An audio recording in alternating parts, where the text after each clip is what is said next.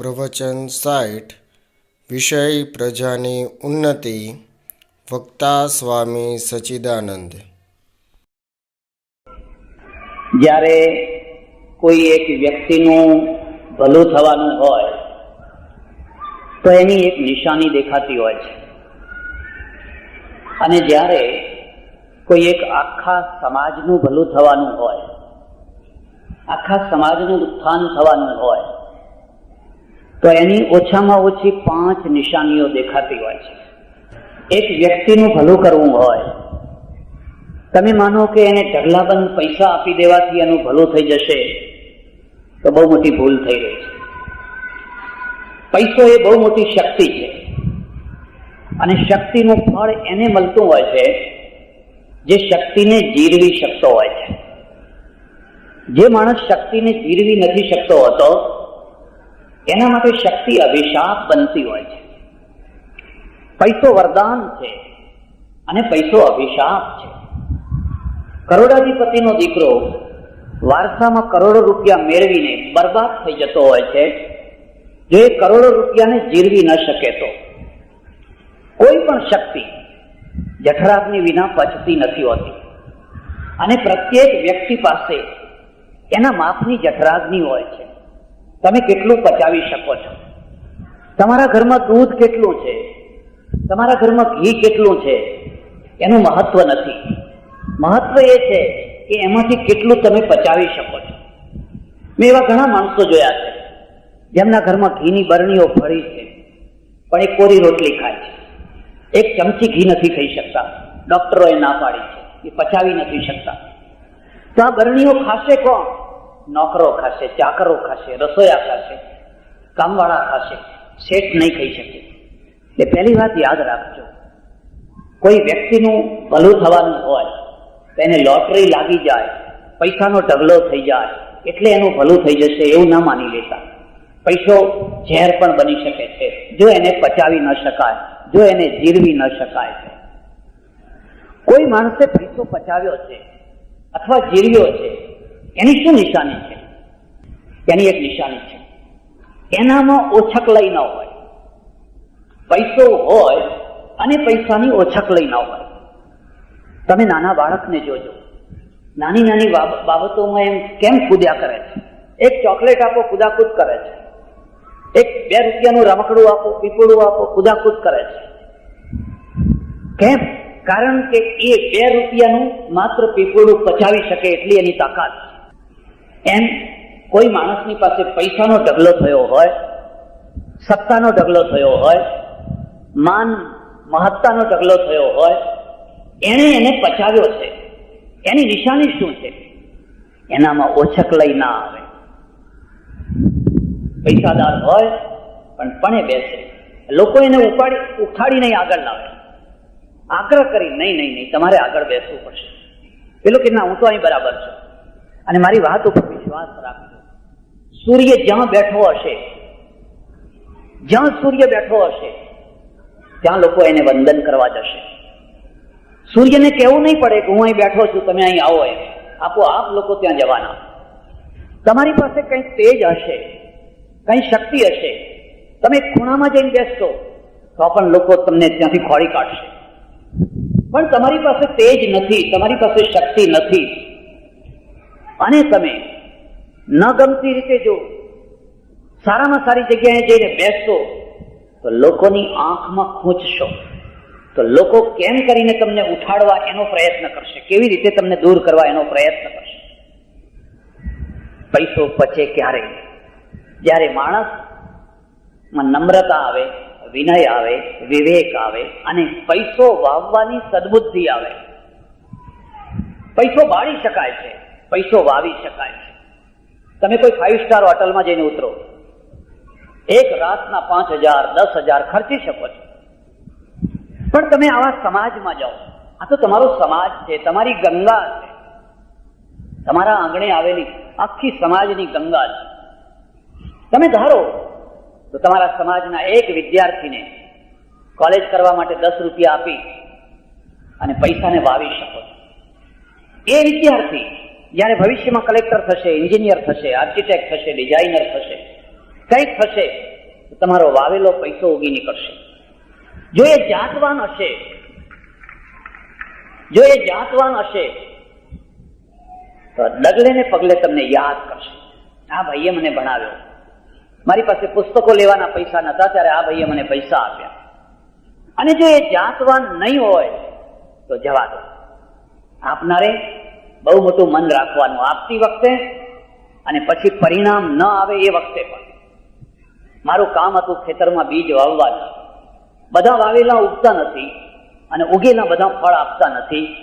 કેટલાક ન ઉગ્યા, કેટલાક ફળ વિનાના થયા, પણ મહેનત નકામી નથી જતી. એમાંથી કેટલાક તો ઉગવાના, કેટલાક ફળ આપવાના. નિરાશાવાદી કોઈ દિવસ લાંબો ટાઈમ કામ નથી કરી શકતા હોતા. એમને હંમેશા નિરાશાનો રોગ જ્યારે જુઓ ત્યારે પકડેલો બેઠો હોય છે. એટલે પહેલી વાત છે, તમે પૈસાને વાવી શકો છો, પૈસો ઉગતો હોય છે. તમે પૈસાને બાળી શકો છો. હમણાં મારે આશ્રમમાં એક સજ્જન આવ્યા, મને કે બાપજી ખીચડી ને કઢી ખાઈ આવ્યા. મેં કહ્યું સારું કર્યું, પણ કે એક ડીશના 86 રૂપિયા. મેં કહ્યું ઇલાયચીની બનાવી હતી ખીચડી, ચારોળી નાખી હતી અંદર,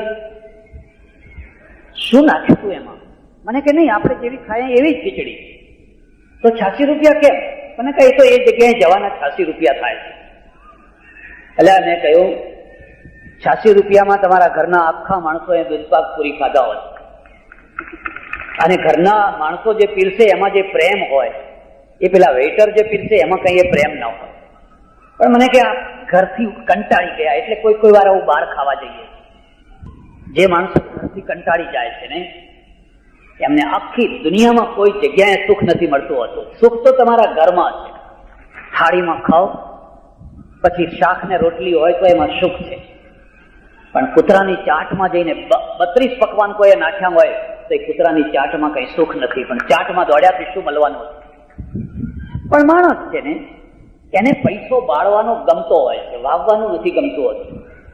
વાવવાનું ગમે એટલા માટે આ સમાજ ભેગો કર્યો છે. આ સમાજ માત્ર જમવા માટે ભેગો નથી થયો, પણ સમાજની અંદર જે કંઈ છે એને વાવવું છે, ઉગાડવું છે આવનારી પેઢીઓ માટે.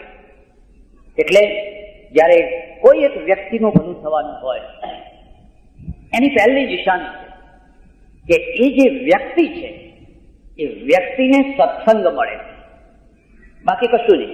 બાકી બધું આપોઆપ મળ્યા કરશે. અને સત્સંગનો અર્થ એવો કે એને કોઈ સાધુ મળે, કોઈ સંત મળે, એ મળે તો વધારે સારું, પણ એવો સ્થૂલ અર્થ ના કરશો. સત્સંગનો મારો અર્થ છે જેની પાસે બેસવાથી, જેની વાતો સાંભળવાથી, જેના દર્શન કરવાથી તમને કર્તવ્યની પ્રેરણા મળે, તમને ઉદાત્ત જીવનની પ્રેરણા મળે, તમને ઉર્ધ્વગામી થવાની પ્રેરણા મળે. એવો માણસ પછી એ ધોતિયું પહેરતો હોય તો એ સંત છે, લેંઘો પહેરતો હોય તો એ સંત છે, ટોપી પહેરતો હોય તો એ સંત છે, ને પાટલું પહેરતો હોય તો એ સંત છે.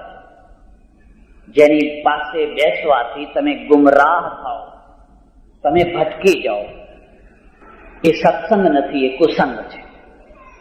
યાદ રાખજો, એક માણસ તમને વ્યસની બનાવે છે, તમને જુગારી બનાવે છે, તમારા પૈસા બરબાદ કરતા શીખવાડે છે, એ તો કુસંગ છે.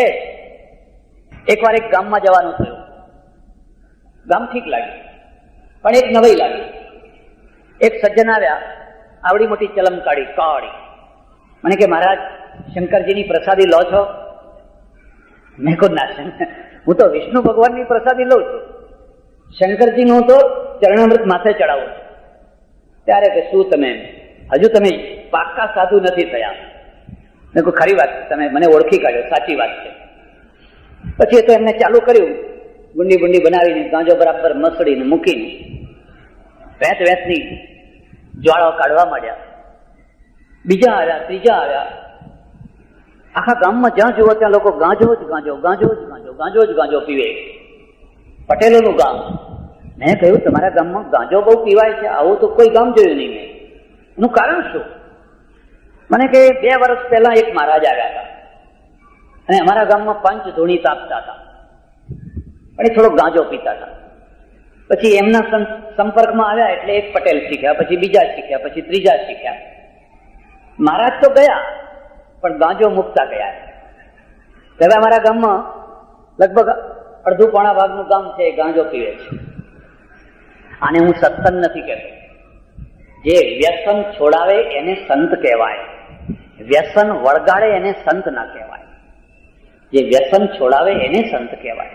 પણ હવે આ તો ધર્મના દ્વારા વ્યસની બન્યા, કોઈ બીજાના દ્વારા બન્યા હોત તો વાત જુદી હતી. અને પાછી વાત કેવી, શંકરજીની વાત, પાછી શંકરજીની પ્રસાદી. એકવાર ભજન મંડળમાં એક ભગતે આવી ગાંજાની ચલમ ચાલુ કરી, એટલે મેં કહ્યું, ભાઈ મને ધુમાડો ગમતો નથી, તમે બંધ કરો, જરા બહાર જઈને પીવો. મને કે શું તમે વાત કરો છો, આ તો મહાદેવજીની પ્રસાદી છે. એમ મહાદેવના ભગત લાગો છો? કે હા.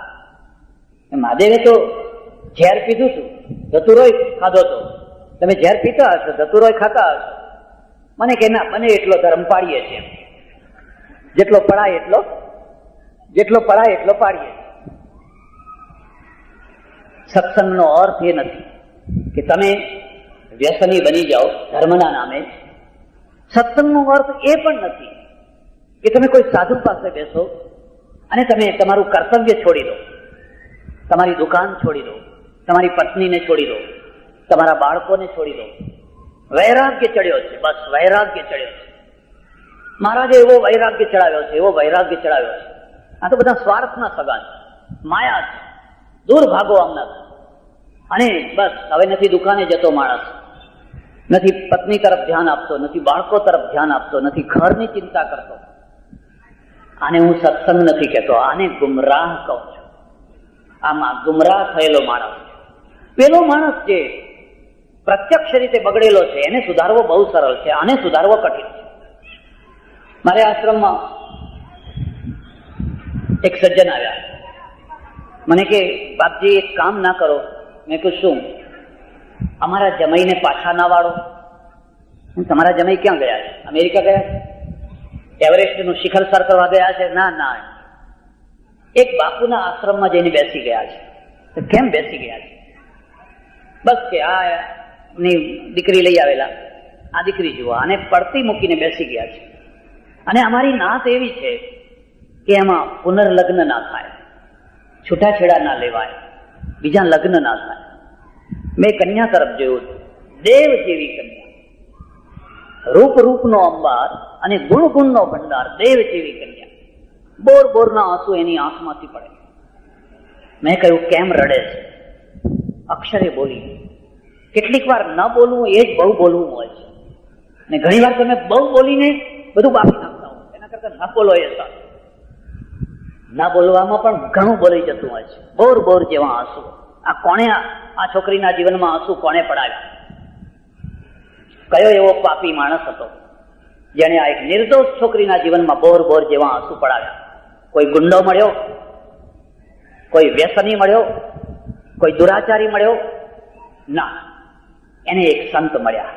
અને સંતે એને કહ્યું, ઓહો, તારા હાથની રેખા જોઉં છું તો તું તો કોઈ મોટો યોગી થવાનો, હું તો બહુ મોટો સંન્યાસી થવાનો. આ તને શોભે નહીં.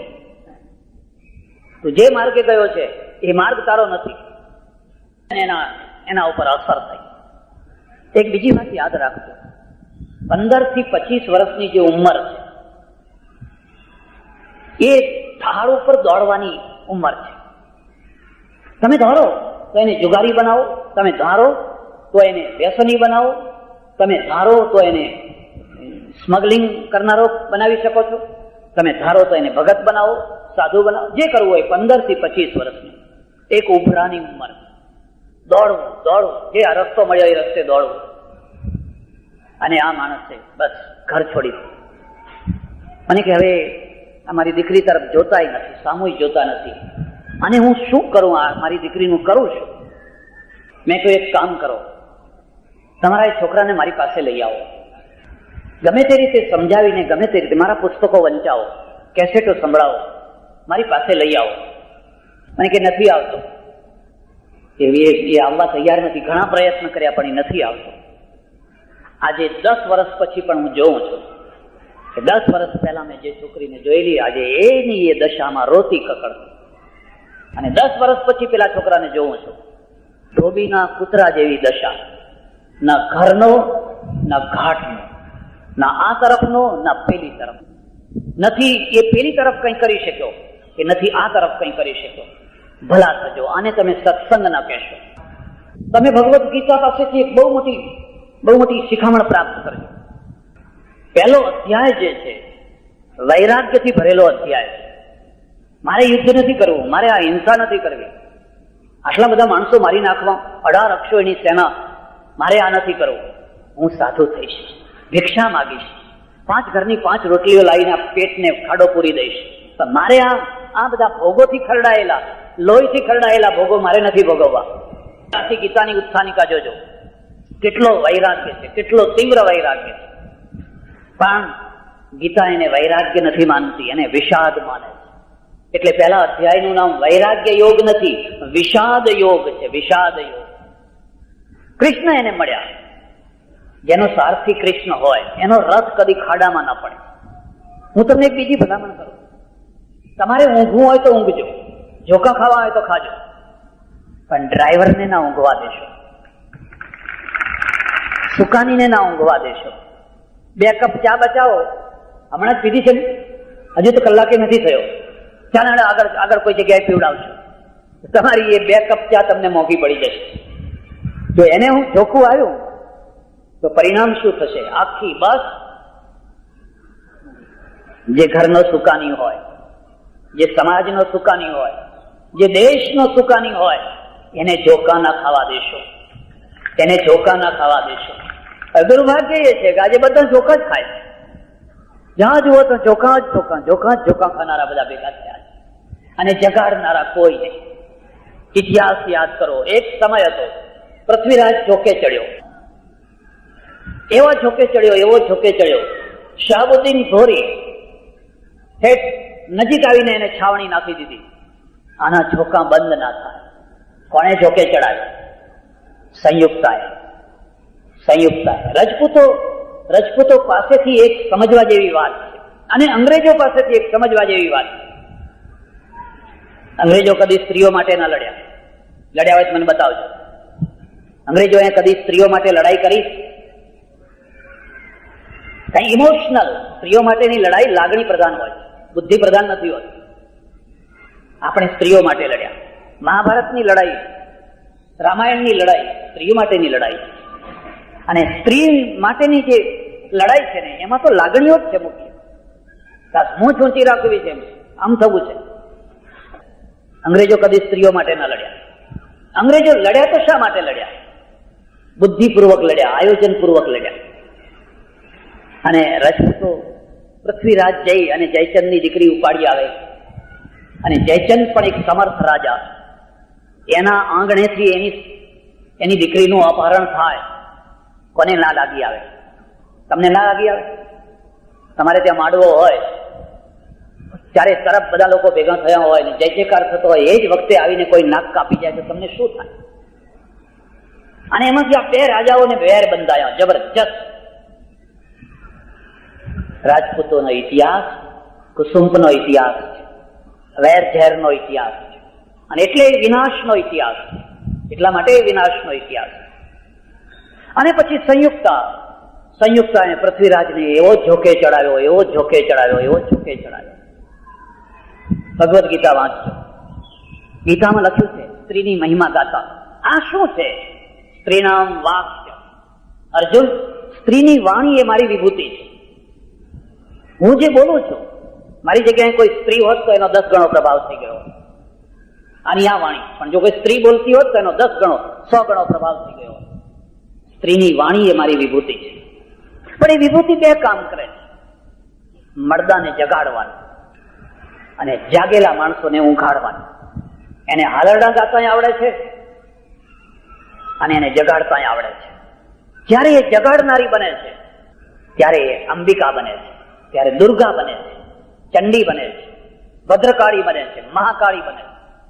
અને જ્યારે એ ભદ્રકાળી બને છે, મહાકાળી બને છે, તો શુંભ નિશુંભનો નાશ કરનારી બને છે, મહિષાસુરનો નાશ કરનારી બને છે. પણ જ્યારે એ ઊંઘાડનારી બને છે, બસ સુઈ જાઓ. અને ફૂટ 1.5 ફૂટના છોકરાને ઊંઘાડે છે તો ઠીક છે, 6-6 ફૂટના માણસોને ઊંઘાડી ઘોડિયામાં નાખે. હાલ સુઈ જાઓ. એવા ઊંઘી જાય. સંયુક્ત અહીંયા હલરડા ગાયા અને પૃથ્વીરાજ ઊંઘી ગયો. એવો ઊંઘી ગયો. કોણ? એક જગાડનારો. હું તમને ભલામણ કરું છું, તમે મોટા શેઠ હોવ, મોટા ઓફિસર હોવ, ગમે તે હો, એટલું નક્કી સમજજો, શક્તિનો કેફ ચડતો હોય છે અને શક્તિનો કેફ જયારે ચડે ત્યારે ઝોકું આવતું હોય છે. એક જગાડનારો માણસ રાખજો. ઋષિ જગાડનારા માણસ છે, બારોટ જગાડનારા માણસ છે, સંતો જગાડનારા માણસ છે. શરત એટલી છે, જો એ ધન લોલુપ ના હોય તો, જો એ સારંગી વગાડવાનો ધંધો લઈને ના બેઠા હોય તો, ને ખમા બાપુ કરવાના કામે લાગી ગયા હોય તો એ પાછા ઊંઘાડવાના જ કામ. ચંદ બારોટે જગાડવા માટે ફાંફા માર્યા, જાગ.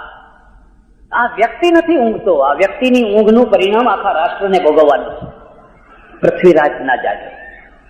હુકમ કર્યો, ચંદ બારોટને મારા દરબારમાં આવવાના દો, મને ખલેલ પહોંચાડે છે. એનો ચહેરો મારે નથી જોવો. કેટલી મોટી વિડંબના છે. જે ભલું કરનારા છે, જે હિત કરનારા છે, એના અપમાન થાય છે. અને જે ચમચાગીરી કરનારા, માખણ લગાવનારા છે, એમના હાથ જ્યારે જુઓ ત્યારે 10 આંગળી ઘી કેળામાં હોય. એનો વિનાશ ના થાય તો બીજું શું થાય? એ બરબાદ ના થાય તો શું થાય? એક સાચો માણસ રાખજો, જે તમને કડવી વાત સમય ઉપર સંભળાવી શકે ને તમારી જાતને એટલી નક્કર બનાવજો કે સમય ઉપર કડવી વાત તમે સાંભળી શકો. મીઠી વાતો સાંભળવાની ટેવ પડી ગઈ તો તમારા ભવિષ્યને કોઈ બરબાદ કરતા રોકી નહીં શકે. અંતે જગાડ્યો, પણ બહુ મોડો જાગ્યો. એના પરિણામ પૃથ્વીરાજને નહીં, આખા દેશને ભોગવવા પડ્યા. આખા દેશ. એટલે હું તમને ફરીથી કહું, તમે ઊંઘજો. આટલી મોટી સભા છે, આમાં કેટલાય ઝોકા ખાતા હોય તો ખાય, પણ ડ્રાઈવરને ના ઊંઘવા દેશો, ઘરના સુકાનીને ઊંઘવા ના દેશો, એને ઝોકા ના ખાવા દેશો, દેશના સુકાનીઓને ના ઝોકા ખાવા દેશો. દેશના સુકાનીઓની તો વાત જ ક્યાં કરવાની હતી. કેટલા ઝોકા ખાય છે, કેટલા જાગે છે, આપણે સૌ જાણીએ છીએ. એટલે જયારે કોઈ વ્યક્તિનું ભલું થવાનું હોય, એની પહેલી નિશાની છે એને સારા માણસનો સંગ મળે. પછી આવા વૃદ્ધ ઉંમરના હોય, કોઈ પાટલું પહેરેલા હોય, પણ એની પાસે જઈને અડધો કલાક બેસવું, પૂછવું, કાકા શું કરવું, કેમ કરવું. વર્ષો તેનો ચાણક્ય થયા અને ચાણક્ય એક બહુ સરસ વાત કરી છે. કયા ઘરની આબરૂ નથી જતી? કદી વિચાર કર્યો? કયા ઘરની આબરૂ જતી નથી? અને આબરૂ એક એવી વસ્તુ છે જેને સાચવવા માટેની તિજોરી આજ સુધી કોઈ પંચાલ બનાવી શક્યો નથી. આ પૈસા સાચવવાની તિજોરી બનાવે, એમાં ખાનું, આ ખાનું, પેલું ખાનું, એવું ખાનું, એ બધા ખાના મૂકી આપે. એક ખાનું એવું બનાવો જ્યાં અમારી આબરૂને અમે મૂકીને ઘસઘસાટ ઊંઘીએ, એવી કોઈ તિજોરી બની શકી નથી. કયા ઘરની આબરૂ સચવાતી હોય છે? એટલો જવાબ આપે છે, જે ઘરમાં શાણા વડીલોની મર્યાદા રખાતી હોય છે, એ ઘર. શાણા વડીલોની મર્યાદા રખાતી હોય છે. જ્યાં શાણા વડીલો હોય અને એમના અપમાન થતો હોય, એમનો તિરસ્કાર થતો હોય, એ ઘરની કદી આબરૂ નથી રહેતી હોતી. અને આબરૂ એક એવી વસ્તુ છે કે હોય ત્યારે તમને એની મહિમા ના સમજાય, પણ ગયા પછી ખબર પડે, ઓહો આનું સુખ કેટલું હતું. દાંત પડ્યા પછી ખબર પડે કે દાંત શું વસ્તુ હતો. આંખ ગયા પછી ખબર પડે કે આંખનું શું મૂલ્ય હતું. એમ તમારી પ્રતિષ્ઠા ઘટી જાય, તમે કોડીના થઈ જાઓ, કરોડમાંથી કોડીના થઈ જાઓ. તિરસ્કાર થાય ત્યારે તમને ખબર પડે કે ઓહો કેટલી વેદના છે. ફરીથી એક વાત કહું છું, જ્યારે કોઈ માણસનું ભલું થવાનું હોય એની એક જ નિશાની છે, તમે સારા માણસ પાસે બેસો. ખોળી કાઢો, તમારા મનમાં નક્કી કરો મારે કોની પાસે બેસવું છે, અને ટાઈમ કાઢીને પણ પાસે બેસો. એમનું માન રાખો. કાકા, ભાઈ, ફલાણા, બા, મોટા બેન પાસે જઈને બેસો, તમારું ભલું થશે. એમાંથી પુરુષાર્થ, એમાંથી બધું ઉત્પન્ન થશે, બધું. પણ એની ચર્ચા નહીં કરો. આખો સમાજ ઉંચકાવાનો હોય તો એવું નથી બનતું. ઘણી વાર વ્યક્તિ ઊંચો થઈ જાય પણ સમાજ જ્યાંનો ત્યાં રહી જાય. અને આપણા દેશમાં તો ખાસ એવું બન્યું છે, અહીંયા મોટામાં મોટા સંતો થાય, પ્રજા જાણી ત્યાં. મોટામાં મોટા રાજનેતાઓ થાય, પણ પ્રજા જાણી ત્યાં. પ્રજા કેમ નથી ઉંચકાતી? લોકો એક જ પ્રશ્ન પૂછે કે આપણા ત્યાં ફરી સરદાર પટેલ ક્યારે થશે? 45 વર્ષ તમે કર્યું છું, વાંચ્યા રહ્યા બધા. 90 કરોડની વસ્તી 45 વર્ષ સુધી એક બીજો સરદાર પેદા ના કરી શકી. એનો અર્થ જ એ છે કે આપણે બધા નમાલા છીએ. કેમ બ્રિટનમાં કોઈ એમ કેમ નથી કહેતું ફરી પાછો ચર્ચિલ ક્યારે થશે? ઇઝરાયલમાં કોઈ એમ નથી કહેતું, જાપાનમાં કોઈ એમ નથી કહેતું. કારણ કે ત્યાંનો એકે એક માણસ ચર્ચિલ છે, એકે એક માણસ ચર્ચિલ પેદા કરે છે, એકે એક જગ્યામાંથી મહાપુરુષો પેદા થઈ રહ્યા છે. આપણે એ નથી કરી શકતા. પ્રજા જાણી ત્યાં હું તમને એક ધાર્મિક સંપ્રદાય આપું, કંઠી આપું, તિલક આપું, વાળો આપું, તાલીઓ પાડો, મને પકડી રાખો, હું તમને પકડી રાખું, તમે મને પકડી રાખો, મને ના છોડશો. આ તો ટોળું છે. આ ટોળાથી કશું થવાનું નથી. મારા ફોટા પૂજાવાના, મારા પગ ધોઈને લોકો પીવાના, મારી આરતી ઉતરવાની. ઘણું ઘણું થયું. કોને ઉદ્ધાર કર્યો? અને જે ઉદ્ધાર કરનારા હતા એને તમે ઠોકરો મારી. પ્રજાને મહાન બનાવવી, આખા સમાજને ઊંચકવો હોય તો શું કરવાનું? તો એના 5 નિશાનીઓ, 5 લક્ષણો છે, યાદ રાખવી. સૌથી પહેલા એ સમાજની અંદર સંપ આવે, એકતા આવે. એકતા આવે. હું ઇતિહાસનો વિદ્યાર્થી અને ઇતિહાસે મને બહુ આપ્યો. મારા સામે એક બહુ મોટો પ્રશ્ન, અંગ્રેજોની સંખ્યા કેટલી? ગ્રેટ બ્રિટનમાંથી સ્કોટલેન્ડ, વેલ્સ, આયર્લેન્ડ આને બાદ કરો તો અંગ્રેજો જેને કહેવાય એ તો 2.5 કરોડ, ખાલી 2.5 કરોડ. આ 2.5 કરોડ વસ્તીએ આખી દુનિયા ઉપર રાજ કેમ કર્યું? આખી દુનિયા ઉપર રાજ કેમ કર્યું? 2.5 કરોડ વસ્તી. આપણે તો કરોડો હતા, ઢગલાબંધ, અને આજે તો 90 કરોડ અને અબજ તો હમણાં જોતામાં. કદી વિચાર કર્યો? તમને જ પ્રશ્ન પૂછું. 250 વર્ષ અંગ્રેજો અહીં રહ્યા. કદી 2 અંગ્રેજો સામે લડતા તમે જોયા? રાજપૂતો સામસામા લડ્યા, મોગલો લડ્યા, મુસલમાનો લડ્યા, બધા લડ્યા. પણ આ તરફથી એક અંગ્રેજ લશ્કર લઈને આવ્યો હોય ને આ તરફથી બીજો અંગ્રેજ લશ્કર લઈને આવ્યો હોય, 2 અંગ્રેજના લશ્કરો લડ્યા હોય એવો મને ઇતિહાસ બતાવો. કરી છે? અને આપણે અરે એકને પ્રમુખ બનાવો એટલે બીજા તરત જ ઊંચા નીચા થઈ જ જવાનું કે અમે બાયો ચડાવી. ભાઈ રહેવા દો, બાયો ઉતારો. બાયો ચડાવવાની નથી, બાયો ઉતારો. ના કે હું બેઠો છું ત્યાં સુધી એ થતો હશે, હું ના થયું, તને ના થવા દો. બહારનો કોઈ આવીને થતો હોય તો થાય, એમાં અમને વાંધો, પણ તને તો ના જ થવા દો. પ્રજામાં એકતા સમ ક્યારે? જે પ્રજામાં 3 દોષો હોય છે, યાદ રાખો. અહંકારી પ્રજા કદી એકતા નથી, સંપીલી નથી હોતી. જેને મિથ્યા ઈગો, તમે સ્વાભિમાની બનો, તમારું સ્વમાન સચવાય, હું એમાં સંમત છું, મને એમાં વાંધો નથી. પણ જ્યારે તમે મિથ્યાભિમાની બનો છો, સ્વમાન કોઈના અપમાનના ઉપર ટકતું નથી હોતું અને મિથ્યાભિમાન કોઈના અપમાન વિના ટકતું નથી હોતું. તમારું સ્વમાન સાચવવું જોઈએ અને બીજાનું સાચવવું, બેયને બરાબર છે. પણ જ્યારે તમે મિથ્યાભિમાની બનો છો ત્યારે કોઈના અપમાનના દ્વારા તમે મિથ્યાભિમાની બનો છો. અને જે સમાજમાં વાતમાં અપમાન કરનારા માણસો હશે, કદી સંપ નહીં થઈ શકે, કદી નહીં થઈ શકે. તમે જમવા બેસો છો, આગ્રહ કરીને આગળ આવો, તમે બેસો, ઉઠી જાઓ, તમે બેસો, લઉં પણ બેસો, તો તમારો સંપ રહેવાનો છે. પણ તમે આગ્રહ કરીને એવી જગ્યાએ બેસો છો કે જે જગ્યા તમારા માટે નથી, અને છતાંય કોઈ તમને જરાક કંઈ કહે તો તમને ખોટું લાગી જાય છે, સમાજ તૂટી જવાનો. સમાજ કદી મજબૂત નહીં થઈ શકે. મેં સમાજ જોયા છે. હમણાં થોડા સમય પહેલા ગયા ઉનાળામાં કચ્છમાં જવાનું થયું. 176 સમૂહ લગ્ન. તમારે સમૂહ લગ્ન થાય છે? 176 સમૂહ લગ્ન. એટલો વિશાળ મંડપ, 15,000 માણસો, 2 દિવસ સુધી 15,000 માણસોની રસોઈ, 3 ટાઈમની રસોઈ એક જ માણસે ખર્ચો ઉપાડે. અને મારી એક ખાસિયત છે, હું તમને આ ખાસ વાત કહું. સમાજના જે દાતાઓ હોય એનું હંમેશા બહુમાન કરો. દાતાઓનું બહુમાન થવું જ જોઈએ. દાતાઓની નિંદા ના થવી જોઈએ. દાતાઓને ઉતારી ના પાડો. હવે આપ્યા એ તો 2 નંબરના વધી ગયા તો આપ્યા, હવે તારા નંબર પર લઈને તારા જેટલા નંબર ના હોય તારી પાસે હોય તો લાઈને ટીકા ના કરો. કારણ કે એ દાતાઓ જ સમાજને આગળ લાવવાના છે. એટલે મેં કહ્યું ભાઈ આ 3 ટાઈમ સુધી જમણવાર આપનાર જે સજ્જન છે એને મારે માળા પહેરાવી, મારે સમાજમાં મારા તરફથી બહુમાન કરવું. ક્યાં છે? હું સમજો સ્ટેજ ઉપર બેઠા હશે, બહુ મોટું સ્ટેજ. મને કે ના મારા સ્ટેજ ઉપર નથી, સભામાં કંઈક બેઠા હશે. એમનું નામ બોલ્યા હશે પણ એ દૂરથી એ ભાઈ ઉઠ્યા, બહુ મુશ્કેલી ઉઠ્યા.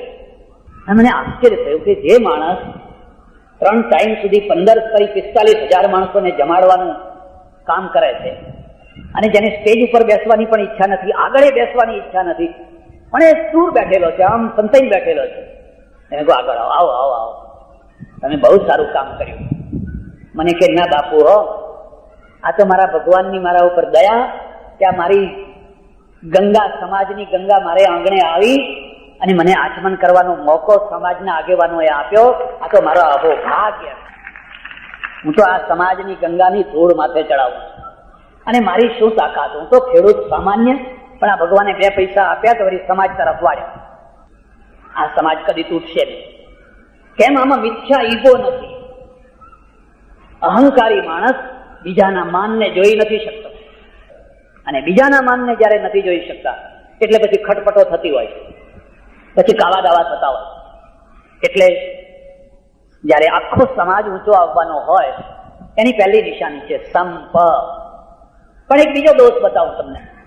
એમાં અહંકારી માણસો નથી, પણ કાચા કાનના માણસો.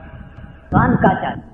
કઈ છે, બહુ બહુ સારી બાઈ છે, બહુ ભલી બાઈ છે, એની મુશ્કેલી એક જ છે કે એના કાન કાચા છે. માણસો કાચા કાનના છે, કોઈ ભરમાવી શકે છે. આવી ને કઈ તમને ખબર પડી શું? અરે તમારા વિરુદ્ધમાં પેલા આમ બોલતા હતા, અને બોલતા હોય કે ના બોલતા હોય, તપાસ કરો કે ના કરો, પણ માની લેવાનું બસ. આંખ પેલા આખલા જેવી આંખ થઈ જાય. પછી એકની આંખ પાડા જેવી ને એકની આંખ આખલા જેવી. હવે આ બે ભેગા થાય તો કરે શું? સંગ્રામ ના કરે તો કરે શું? એક ભરમાવનારો માણસ મળી જાય, અને દરેક જગ્યાએ જ્યાં સારું કામ થતું હોય, જ્યાં વિશાળ સમુદાય ભેગો થયો હોય, ત્યાં થોડાક લોકો તો ભરમાવાનું કામ કરતા જ હોય. એનું કારણ બતાવું. જયારે મહાભારતનું યુદ્ધ પૂરું થયું, શકુનીએ જઈને માફી માંગી. મેં બહુ ભૂલ કરી, મારાથી બહુ ખોટું થઈ ગયું, આખો કૌરવોનો વંશ નષ્ટ થઈ ગયો, પણ પ્રભુ હવે મને કંઈક છેલ્લું કંઈક આપો. તે ભગવાને વરદાન આપ્યું કે જા બેટા, તારો વંશ હંમેશા ચાલુ રહેશે, તારો વંશ કાયમ ચાલુ રહેશે. કોઈ ગામમાં રામ હોય કે ન હોય, કોઈ ગામમાં કૃષ્ણ હોય કે ન હોય, પણ શકુની તો રહેવાનો ને તમે ઓળખી શકો છો. અને ઓળખી શકતા હશો, કાંકરાની માફક વીણીને એક તરફ કરી નાખવાનું. કારણ કે કાન ભંભેરણી કરે છે, અને કાન ભંભેરણી કરનારા માણસો છે એ સમાજને તોડી નાખતા હોય. અરે જે ભૂલો હોય એને સુધારો, આવો રૂબરૂ વાત કરો, એનો નિવેડો લાવો, પાછળ ગુણગુણ પાછળ નાખો. હિંમત રાખો, મર્દ બનો. જે વાત છે પ્રેમથી સારી ભાષામાં રજૂ કરો. આ 2 વાત. ત્રીજી વાત છે, જે વ્યક્તિ અપેક્ષા કરતા વધુ પડતી મહત્વાકાંક્ષા રાખતા હોય. તમે મહત્વાકાંક્ષા રાખો, રાખવી જ જોઈએ, પણ તમે તમારી મર્યાદાને માપી લો, તમારી સીમા સમજી લો, તમારી મર્યાદા કેટલે સુધી. હવે હું વિચાર કરું કે હું પ્રધાનમંત્રી થઈ જાઉં, હું રાષ્ટ્રપતિ થઈ જાઉં. એટલે ભાઈ બરાબર છે, પણ પેલા તમારી મર્યાદા તો જુઓ. એક માણસ મારે ત્યાં આવ્યો, છોકરો 24-25 વર્ષનો. મને કે 2400 રૂપિયાની નોકરી મળી છે નગર પંચાયતમાં, મારે રાજીનામું આપવું છે. હું રાજીનામું આપું કે ના આપું? મેં કહ્યું પછી શું કરશો? પછી કે મારે અંબાણી થવું છે. અંબાણી જાણો છો? એ શિક્ષક હતા અને શિક્ષકમાંથી રાજીનામું આપ્યું, આજે કરોડાધિપતિ થયા. તો હું જો આ 2400 રૂપિયાને વળગી રહું તો કદી આગળ આવી શકું? રાજીનામું આપીને મારે અંબાણી થવું છે. મેં કહું શેખચલ્લીના ભાઈ તું રહેવા દે, આ 2400ની નોકરી છે એ જ બરાબર છે. ના માની, વાત ના માની. અને કે એમ 2400 વળગી રહેવાથી થતું હશે? હવે આ ભાઈ 2400ની નોકરીને છોડીને અંબાણી થવા નીકળ્યા. 6 મહિના સુધી બેકાર રખડ્યો, હેરાન થઈ ગયો, અને અંતે આત્મહત્યા કરીને મરી જવું પડ્યું. કેમ? માણસ સુખી હતો, સારી નોકરી હતી, બધું બરાબર હતું, પણ એની મર્યાદાને એ સમજી ન શક્યો. અરે પેલો અંબાણી તો શિક્ષક હતો ત્યારે અંબાણી હતો, એ હીરો છે ને, એને પગમાં જડો તો હીરો છે ને માથામાં જડો તો હીરો છે, પણ એની પરિસ્થિતિ એને શિક્ષક થવાની ફરજ પાડી હતી. એટલે બધા શિક્ષકો કઈ રાજીનામું આપીને અંબાણી ના થઈ જાય, બધા શિક્ષકો આપો રાજીનામા. દરેક વ્યક્તિએ પોતાની મર્યાદા સમજવી છે. હું શું કરી શકું એમ છું, કેટલું કરી શકું એમ છું, મારું શું સ્થાન છે. અને ઉર્દુમાં એના માટે એક બહુ સુંદર શબ્દ છે औकात. औकात, તમારી લિમિટ તમે સમજો, અને એ લિમિટમાં રહીને તમે કોઈ જગ્યાએ જોઈન થઈ જશો તો કાયમ માટે જોડાયેલા રહેશો. પણ જો તમે તમારી औकातને નહીં સમજી શકો તો તમે ફેંકાઈ જશો અને આખા તળાવની અંદર ખળભળાટ મચાવી દેશો, અવ્યવસ્થા ઉભી કરી દેશો. આ 3 દોષો નથી હોતા એવો સમાજ સંપીલો સમાજ બનતો હોય છે.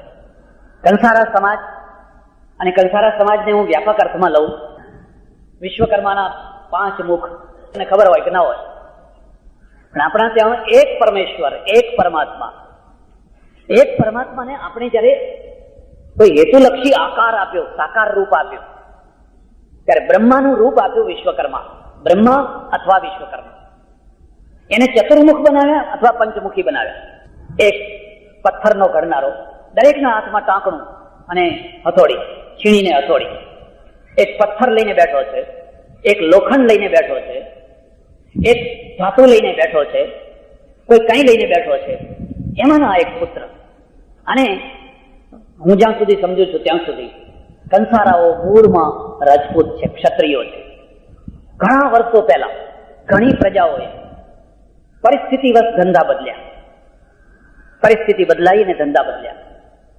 આજે એવી કેટલીય પ્રજાઓ છે, હું બધાનું નામ આપું એ બરાબર નહીં, પણ કોઈ ટાઈમે બ્રાહ્મણ હતી અને બ્રાહ્મણમાંથી પછી બીજી થઈ ગઈ.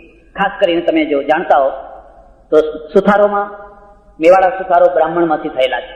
સોનીઓમાં કેટલાક સોનીઓ બ્રાહ્મણમાંથી સોની થયેલા છે, જે હજુ પણ જનોઈ પહેરે છે અને જેમના નામ બ્રાહ્મણ જેવા હોય છે. અને કેટલી સ્વચ્છતા વગેરે વગેરે, એમના આકાર, ચહેરા વેરા બધું દેખો તો તમને ખ્યાલ આવશે, તો અધ્યયન કરો છો.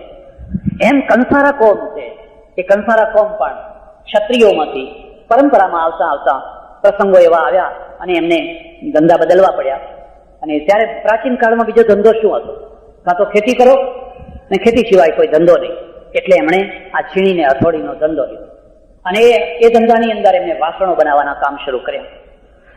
પણ કંસારામાં પણ ઉપભેદ, ભેદ, ઉપભેદ એવા 2-4 ભેદ હશે, મારા ખ્યાલથી 2-3 ભેદ હશે, એ મને પૂરી ખબર નથી. જે હોય તે, હું તો એવું ઈચ્છું છું કે તમારું એક ફેડરેશન થવું જોઈએ. ફેડરેશનમાં શું છે કે તમે અમુક કંસારા, તમે અમુક કંસારા, તમે અમુક કંસારા, તમે અમુક કંસારા ભલે રહ્યા, પેટા ગોળ, પેટા સમાજ ભલે અલગ રહ્યો, પણ એક જનરલ સમાજ બનવો જોઈએ. અને જનરલ સમાજ ક્યાંથી? દ્વારકાથી માંડીને મુંબઈ સુધી, દ્વારકાથી માંડીને મુંબઈ સુધીનો કોઈ પણ કંસારા હોય એનો એક ફેડરેશન. શા માટે? શું કરવું છે આ ફેડરેશનને? કંસારાઓને નજીક લાવવા છે. કઈ રીતે લાવશો? રોટી વ્યવહાર, બેટી વ્યવહાર. ભૂલી જાઓ, મારી વાત તમને ગમે કે ના ગમે, પણ આ તમારા નાના ચકેડાઓ આગળના સમયમાં રહેવાના નથી, નથી ને નથી. તમારે આ ચકેડું મોટું કરવાનું છે, કરવાનું છે ને કરવાનું. પેલી ઓલિમ્પિકની જે રમતો રમાય છે, એ ઓલિમ્પિક ખેલનું જે સિમ્બોલ છે, એ સિમ્બોલને તમે જોજો. એક વર્તુળ, એને અડીને બીજું વર્તુળ, એમાં ભરેલું ત્રીજું, એમાં ચોથું, એમાં પાંચમું, 5, 6, 7 વર્તુળો એકબીજામાં ભરેલા છે. એ શું બતાવે છે? આખી દુનિયાના રાષ્ટ્રો એનું વર્તુળ ભલે રહે, પણ બીજામાં જરા ટચ, અસ્પૃશ્યતા નહીં. કંસારાથી અસ્પૃશ્યતા રાખે. અને મેં તો જોયું છે કે નજીકની જાતિ ઉપર લોકોને બહુ ઘૃણા હોય છે. પછી દેસાઈ હોય અને પેલા ભાટલા બીજા બ્રાહ્મણ હોય. આમ તરત હું એક ગામમાં ગયેલો, અમારે પટેલોના ઊંચા ગામ, પછી બેઠેલો, મને એક માણસે બારીમાંથી કહ્યું, મને કે બાપજી આ બધા અમારા હરિજનોના ઘર. ઓ બહુ સરસ ઘર છે આ તો, અને ગામ વચ્ચે હરિજનો રહે છે, આ તો મને નવાઈ લાગી. કે ના, એ છે તો પટેલ, પણ અમે એમને હરિજન જેવા સમજીએ. પટેલ છે અને હરિજન જેવા સમજીએ એનો અર્થ શું? મને કે પટેલ ખરા, અમારા ગોળના ખરા, પણ અમે એમને 4 આની સમજીએ. અમે 16 આની, અને એ 4 આની. તમને ખબર છે હવે શું થયું છે? કે 16 આની વાળાના છોકરાઓ દારૂડિયા થયા છે અને 4 આની વાળાના છોકરાઓ ડોક્ટરો થયા છે. એટલે આ 16 આની વાળીની છોકરીઓ કહે છે ડોક્ટરને પહેરવું છે.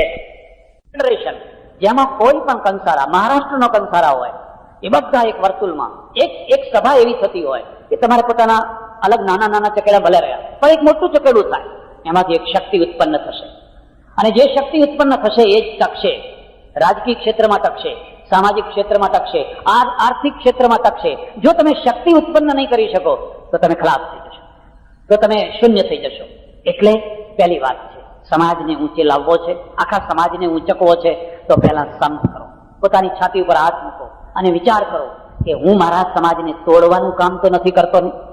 જ્યારે જેસલનું નાવડું ડૂબવા માંડ્યું હતું ત્યારે તોરલે કહ્યું હતું તારા પાપ યાદ કર, તારા પુણ્ય યાદ કર એવું ના કહ્યું કે કેટલા પુણ્ય કર્યા એવું ના કહ્યું, તારા પાપ યાદ કર. પાપ તારા પ્રકાશ જાડેજા, ધર્મ તારો સંભાળ રે. અને એને જે પાપ યાદ કર્યા એમાં એક પાપ યાદ, તોડી સરોવરની પાળ સતી રાણી, તોડી સરોવરની પાળ. કેટલું પાપ લાગતું હશે. 12 મહિના સુધી જ્યાં પશુ પક્ષીઓ પાણી પીવે એ પાળ મેં તોડી નાખ્યું. હું તમને કહું છું 1000 સરોવરની પાળ તોડો અને જેટલું પાપ લાગે એથી વધારે પાપ એક સમાજની પાળને તોડવાથી લાગે. એક સમાજ છે એ સમાજની પાળને તોડવાથી લાગે. તમે તોડવાનું કામ તો નથી કરતા. તમારા કોદાળી, તમારા પાવડા, તમારા તગારા, તમારી શક્તિ આ પાળ તોડવાના કામમાં તો નથી લાગી. અને જો લાગી હોય અટકી જાઓ, લાવો એ તોડેલી માટી પાછી નાખો. કારણ કે આ પાળ તૂટી જશે, સમાજ તૂટી જશે. અને સમાજ નહીં તૂટે તો એ જ સમાજમાં તમે. એટલે આ પહેલી વાત છે. જ્યારે પણ કોઈ સમાજ ઊંચો આવવાનો હોય તો એની એકતા થાય. અમને પ્રમુખ બનાવ્યા કે હા અમે બરાબર છે, તમારા સાથે છે. આ પ્રમુખ પણ એમ સમજે આમનું જોર છે, બધાની લાકડીએ ગોવર્ધન ઊંચો કરવાનો છે. હું કરું તો તમે પ્રજાને કેચઅપ નહીં કરી શકો, તો નેતૃત્વ નહીં આપી શકો. કૃષ્ણે કહ્યું બધા લાકડી આપો, તમારી લાકડીથી આ ગોવર્ધન ઉચકાયો છે. યશ બીજાને આપવાનું, કામ મારે કરવાનું. કામ બીજા કરે ને યશ હું લઉં, કોઈ દિવસ લાંબો ટાઈમ ના ચાલી શકે. કામ હું કરીશ, યશ બીજાને આપવાનું. એટલે પહેલી શરત છે, બહુ વિચારપૂર્વક સમજીને જે સમાજનું કામ કરનારા હોય એને આગેવાનો બનાવો. એકવાર એને આગેવાન બનાવો, પછી એને છોડ, પછી એના પગ નાખે ભલા, પછી એના પગ નાખે. અને તમે જુઓ એને વર્ષ, 2 વર્ષ, 5 વર્ષ કામ કરવા દો. પહેલી શરત. પણ માત્ર સંપ થયો એટલા માત્રથી તમારો ઉદ્ધાર થઈ જશે એવું નહીં સમજવાનું. આખો સમાજ જયારે ઉંચકાવાનો હોય ત્યારે એમાં એક બીજી નિશાની પ્રગટ થતી હોય છે, અને એ નિશાનીનું નામ છે મહેનત, શ્રમ, મહેનત. હવે નાગા બાવાની જમાત છે એમાંય સંપ છે. 40-50 આગળ ભમ બધા એમાંય સંપ છે. પણ એ ઉંચકાવાના નથી. કેમ? મહેનત નથી. પારકી મહેનતે જીવવું છે. અને પારકી મહેનતે જીવવું નથી, પારકી મહેનતે તાગડ ધીન્ના કરવું. પેલાને ખેડૂતને પીળી દાળનું ઠેકાણું ના હોય ને અહીં ધોળી દાળ ખાવી. ભક્તિ કરવી છે ને, ભક્તિ કરવી છે એટલે ધોળી દાળ વિના તો ભક્તિ થાય નહીં. અને પેલો બિચારો ખેડૂત છે એને હળદરનું ઠેકાણું ના હોય. મારી વાતને યાદ રાખજો, ભીખના રોટલા ખાય એને કદી ભગવાન ના મળે, કે પોતાના રોટલા ખાય એને જ ભગવાન મળે. ભીખના રોટલે ભગવાન કદી ના મળી શકે. એટલે બીજું નિશાન છે, બીજું લક્ષણ છે, તમારા અંદર શ્રમ છે. હા, કંસારા કોમ તો મહેનતુ કોમ છે, પુરુષાર્થી કોમ. લોકો ઉઠાય ના હોય અને પરોળીએથી એ પિત્તળનું કોઈ તપેલું કરવું હોય કે પવાલી કરવી હોય, ડેગડું કરવું હોય, એટલે મોગરી લઈને ટીચ કેટલીક વાર તો અડોશી પડોશીઓ કંટાળી ગયા હોય કે હા મારા પડોશમાં ક્યાં આવ્યા. મંદિરમાં સવારે ઘંટ વાગે, સાંજે ઘંટ વાગે, અને આ તો 24 કલાક જયારે જુઓ ત્યારે ઘંટ વગાડ્યા જ કરે છે. તમારું કામ મહેનતનું છે. તમે મહેનત કરી, પારાવાર મહેનત કરી છે, અને એના કારણે તમે છાતી ઠોકીને દુનિયાને એટલું તો કહી શકો કે અમારા પૂર્વજો કદાચ 2 પૈસે એટલા બધા સુખી નહીં હોય જેટલા આજે સુખી થયા બધા. કદાચ કોઈ નગર શેખ નહીં થઈ શક્યો હોય, કદાચ કોઈ કરોડાધિપતિ નહીં થઈ શક્યો હોય, એવું બની શકે. પણ અમે હરામનો રોટલો નથી ખાધો, અમે હરામનો રોટલો નથી ખાધો, અમે પરસેવાનો રોટલો ખાધો છે. મહેનત કરીને અમે વસ્તુ બનાવીએ છીએ, સમાજને આપીએ છીએ, અને એટલે તમે એનું ગૌરવ લઈ શકો. પણ શ્રમ તો છે જ, ભારતમાં મુશ્કેલી આ છે, પણ મારે એ ચર્ચા નથી કરવી. મારે જે વાત કહેવાની છે, તમારામાં શ્રમ છે, પણ એકલા શ્રમથી સમાજ ઉંચકાવાનો નહીં. શ્રમ તો તમે કરતા જ હતા, કેમ સમાજ ઉંચકાયો નહીં? કારણ કે શ્રમની સાથે આધુનિકતમ વિજ્ઞાન મળવું જોઈએ, આધુનિકતમ ટેકનોલોજી મળવી જોઈએ. આપણે હાથેથી કમાયા છે, જાપાનનું મગજ કમાય છે, અમેરિકાનું મગજ કમાય છે, એટલે એની આવક આપણા કરતા સેંકડો ગણી વધારે છે. આપણે હાથથી કમાય છે, અને આપણા નેતાઓએ પણ આપણને સમજાયું કે હાથ ઉદ્યોગ હાથેથી. હાથનું કોઈ ના નથી કહેતો, પણ એટલું યાદ રાખજો કે હાથેથી થનારી કમાણીની બહુ નાની લિમિટ છે. આ તમારી મારુતિ કોણે બનાવી? મારુતિ જાપાન વાળાએ બનાવી, અને અહીં ભારતના રોડ ઉપર એમને નથી ફરતી, એની રોયલ્ટી આપવી પડે છે. એનું મગજ કમાય છે. એક માઇક, એક ટેપ રેકોર્ડર, એક વિડીયો, એક ફલાણું બધું made in Japan, made in Japan, made in Japan. આખી દુનિયા ઉપર જાપાનનું મગજ ફરી વળ્યું, અને આપણા હાથ ફરી વળ્યા છે. દુબઈમાં કારીગર જોઈએ, મજૂર જોઈએ, અહીંથી ફ્રોમ ઇન્ડિયા જેટલા મજૂર જોઈએ એટલા. આપણા હાથ કમાય છે, પેલાનું મગજ કમાય છે. બેનો ફરક સમજજો. અને એટલે ભારતમાં ગરીબીનું મૂળ કારણ આ છે. કંસારાના ઉદ્યોગ, પહેલી વાત તો આ છે કે હવે તમે એટલી લિમિટમાં રહી ન શકો કે હવે માત્ર તમે કંસારાનું જ કામ કરો, એ વાત ખોટી છે. ઉદ્યોગોની ક્ષિતિજો ઘણી મોટી થઈ, ઘણી મોટી ક્ષિતિજો થઈ. એટલી મોટી ક્ષિતિજો છે કે તમે ઉડો, તમારી શક્તિ હોય એટલું ઉડો, પણ શરત એટલે એ છે કે તમારી પાસે આધુનિક ટેકનોલોજી છે, તમારા વર્તમાન ઉદ્યોગમાં અને બીજા ઉદ્યોગોની અંદર. જો એ ટેકનોલોજી નહીં હોય તો તમે હાથની કમાણી કરનારા થશો, રહેશો, અને હાથની કમાણી કરનારા કદી સમૃદ્ધ ન થઈ શકે. પેટનો રોટલો ખાડો પૂરી શકે. સમૃદ્ધિ તો મગજમાંથી આવતી હોય છે, ઐશ્વર્ય મગજમાંથી આવતું હોય છે. અને હું તમારા આગળ બે વાતો મૂકું છું, બે વાતો. પહેલી વાત એ છે, બને ત્યાં સુધી બાપ દાદાના પરંપરાના ધંધાની જગ્યાએ બીજો ધંધો અપનાવો. એક વાત. બીજી વાત, તમે કોઈ નાના ગામમાં રહેતા હો, ઇન્ટિરિયર ભાગમાં, દૂર નાના ભાગમાં, નાના ગામડાને છોડી દો, ત્યાંની લિમિટ છે. ત્યાં તમે શું કરવાના હતા? તમારે જો મોટા થવું હોય તો કોઈ મોટી જગ્યાએ જવું પડશે. પાલનપુરના વાણિયા અને સૌરાષ્ટ્રના પટેલો એમના નાના નાના ગામમાં બેસીને કરિયાણાનો ધંધો કરતા હોત તો ઊંચા ના આવ્યા હોત. પાલનપુરના વાણિયા છે ને મુંબઈ પહોંચ્યા અને હીરાના ધંધામાં પડ્યા, અને હીરાના ધંધામાં અબજોપતિ થયા, કરોડાધિપતિ નહીં, અબજોપતિ. હવે ગોળ ને ખાંડ ને હળદર ને મરચું 500 રૂપિયા બહુ તો વકરો થાય, 50 રૂપિયા નફો થાય, એ તો કોઈ દાડો ઊંચા ના આવી શકે. રોટલો કાઢો. જો એ મુંબઈ ના ગયા હોત, જો એ સુરત ના આવ્યા હોત, જો એ નવસારી ના આવ્યા હોત અને હીરા ધંધામાં ના પડ્યા હોત તો આ સમૃદ્ધિ ના આવી હોત. ઠીક છે, તમારા પરંપરાના ધંધાની જ્યાં સુધી લિમિટ છે ત્યાં સુધી બરાબર છે, પણ 4 છોકરા છે, 4 ને એમાં ના લગાડો. નવી ક્ષિતિજો છે, કેટલી મોટી ક્ષિતિજો છે. અને હું તો ઈચ્છું કે તમારે 4 છોકરા હોય, એમાંથી એકને વાયુ એરફોર્સમાં તો મોકલો, એકને. હવે બધા tip tip tip tip tip tip આ સીમાડાનું રક્ષણ કોણ કરશે? પંજાબના જ બધા લશ્કરમાં ભરતી થાય, પંજાબના જ બધા લશ્કરમાં ભરતી થાય.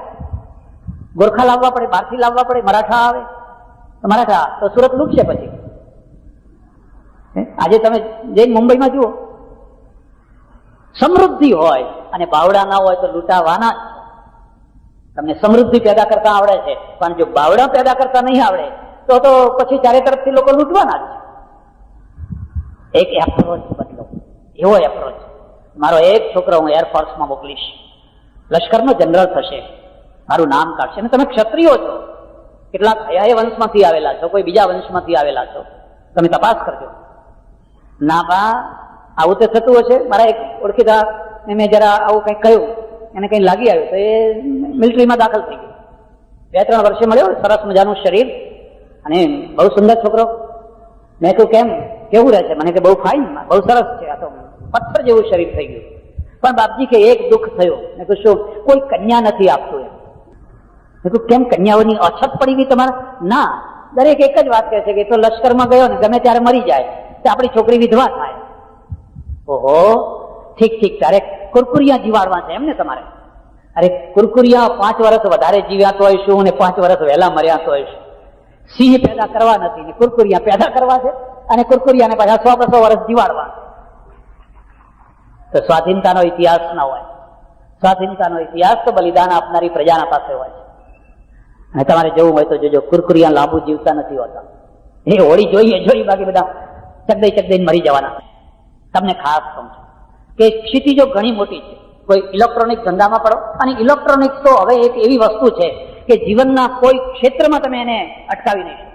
રસોડામાં દાળ ચડી ગઈ નહીં, એ સ્થિતિ એ વગાડશે. ડોક્ટરને ઇલેક્ટ્રોનિક જોઈએ, વીજાણુ યંત્ર જોઈએ. એક ક્ષેત્રમાં, એવું કોઈ ક્ષેત્ર નથી. ઉપેક્ષા ના કરો, ઝડપથી આગળ વધો. એટલે બીજી વસ્તુ છે, તમે આધુનિક ટેકનોલોજી અપનાવી શકો છો. તમારા છોકરાઓને જ્ઞાન વિજ્ઞાન ભણાવી શકો છો. તમારા છોકરાઓ છોકરીઓ કેટલાક કોલેજમાં કેટલા ભણનારા, અને કોલેજમાં જે ભણનારાઓ છે એને તમે મદદ કરી શકો છો. તમારું છોકરું ભણનારું નથી, તમારા ઘરમાં પૈસા છે, મદદ. પણ તમારા છોકરામાં એટલું ભણવામાં બુદ્ધિ નથી, કોઈ વાંધો નહીં, મારી જ્ઞાતિનો બીજો છોકરો ભણાવીશ. એક છોકરો દત્તક લઈ લો, બસ એક જ, આટલું જ કામ. તમારે સંતાન નથી, શું કામ ધૈર્ય દીવા કરવા જાઓ છો? બંધ કરો. જેને આપવાનું હતું એને જો આપ્યું હોત તો ક્યારનું આપ્યું હોત. હવે સંતોષ કરી લો. અને હવે જે છોકરું પુસ્તકો વિના ચળવળે છે એને દત્તક લઈ એક છોકરાને ભણાવો, બસ. પછી એને યાદ નહીં કરવાનું, મેં ભણાવ્યા એવું નહીં, એને નહીં કહેવાનું. એની ખાનદાની હશે તો એ કહેશે. પણ તમે ગૌરવપૂર્વક એમ કહી શકો કે અમે આટલા સીએ પેદા કર્યા, આટલા આર્કિટેક્ટ પેદા કર્યા, આટલા એન્જિનિયર પેદા કર્યા, આટલા ડોક્ટરો પેદા કર્યા. બાબા અણુ રિસર્ચ સેન્ટરની અંદર અમારા આટલા માણસો કામ કરે છે. એવું તમે કહી શકો. ક્યારે કહી શકો? કે તમારી નવી પેઢી છે એને કોલેજ તરફ વાળો છે, અને કોલેજ તરફ વળેલી જે પેઢી છે એ નક્કી કરે કે અમારે ભણવું. છોકરાઓ બીજા રખડતા હોય તો રખડે, બીજા છોકરાઓ તોફાન કરતા હોય તો કરે, પણ અમારે તો ભણવું જ છે. અને સારામાં સારા માર્ક લાવીને કંઈક રેકોર્ડ કરવું છે, કંઈ સાયન્સ માટે કંઈક કરવું છે. સમાજ ઉંચકાઈ જાય, નહીં તો સમાજ ઉંચકાય. જો તમે જ્ઞાન વિજ્ઞાનની ઉપાસના ના કરો અને એનો વિરોધ કરો તો તમારો સમાજ ઉંચકાઈ ન શકે. જુનવાણી થઈ જશો, રૂઢિવાદી થઈ જશો.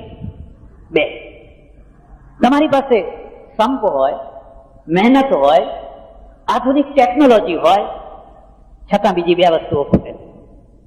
2 વસ્તુ. એકનું નામ છે સાહસ. સાહસ. તમે સાહસ કરી શકો છો?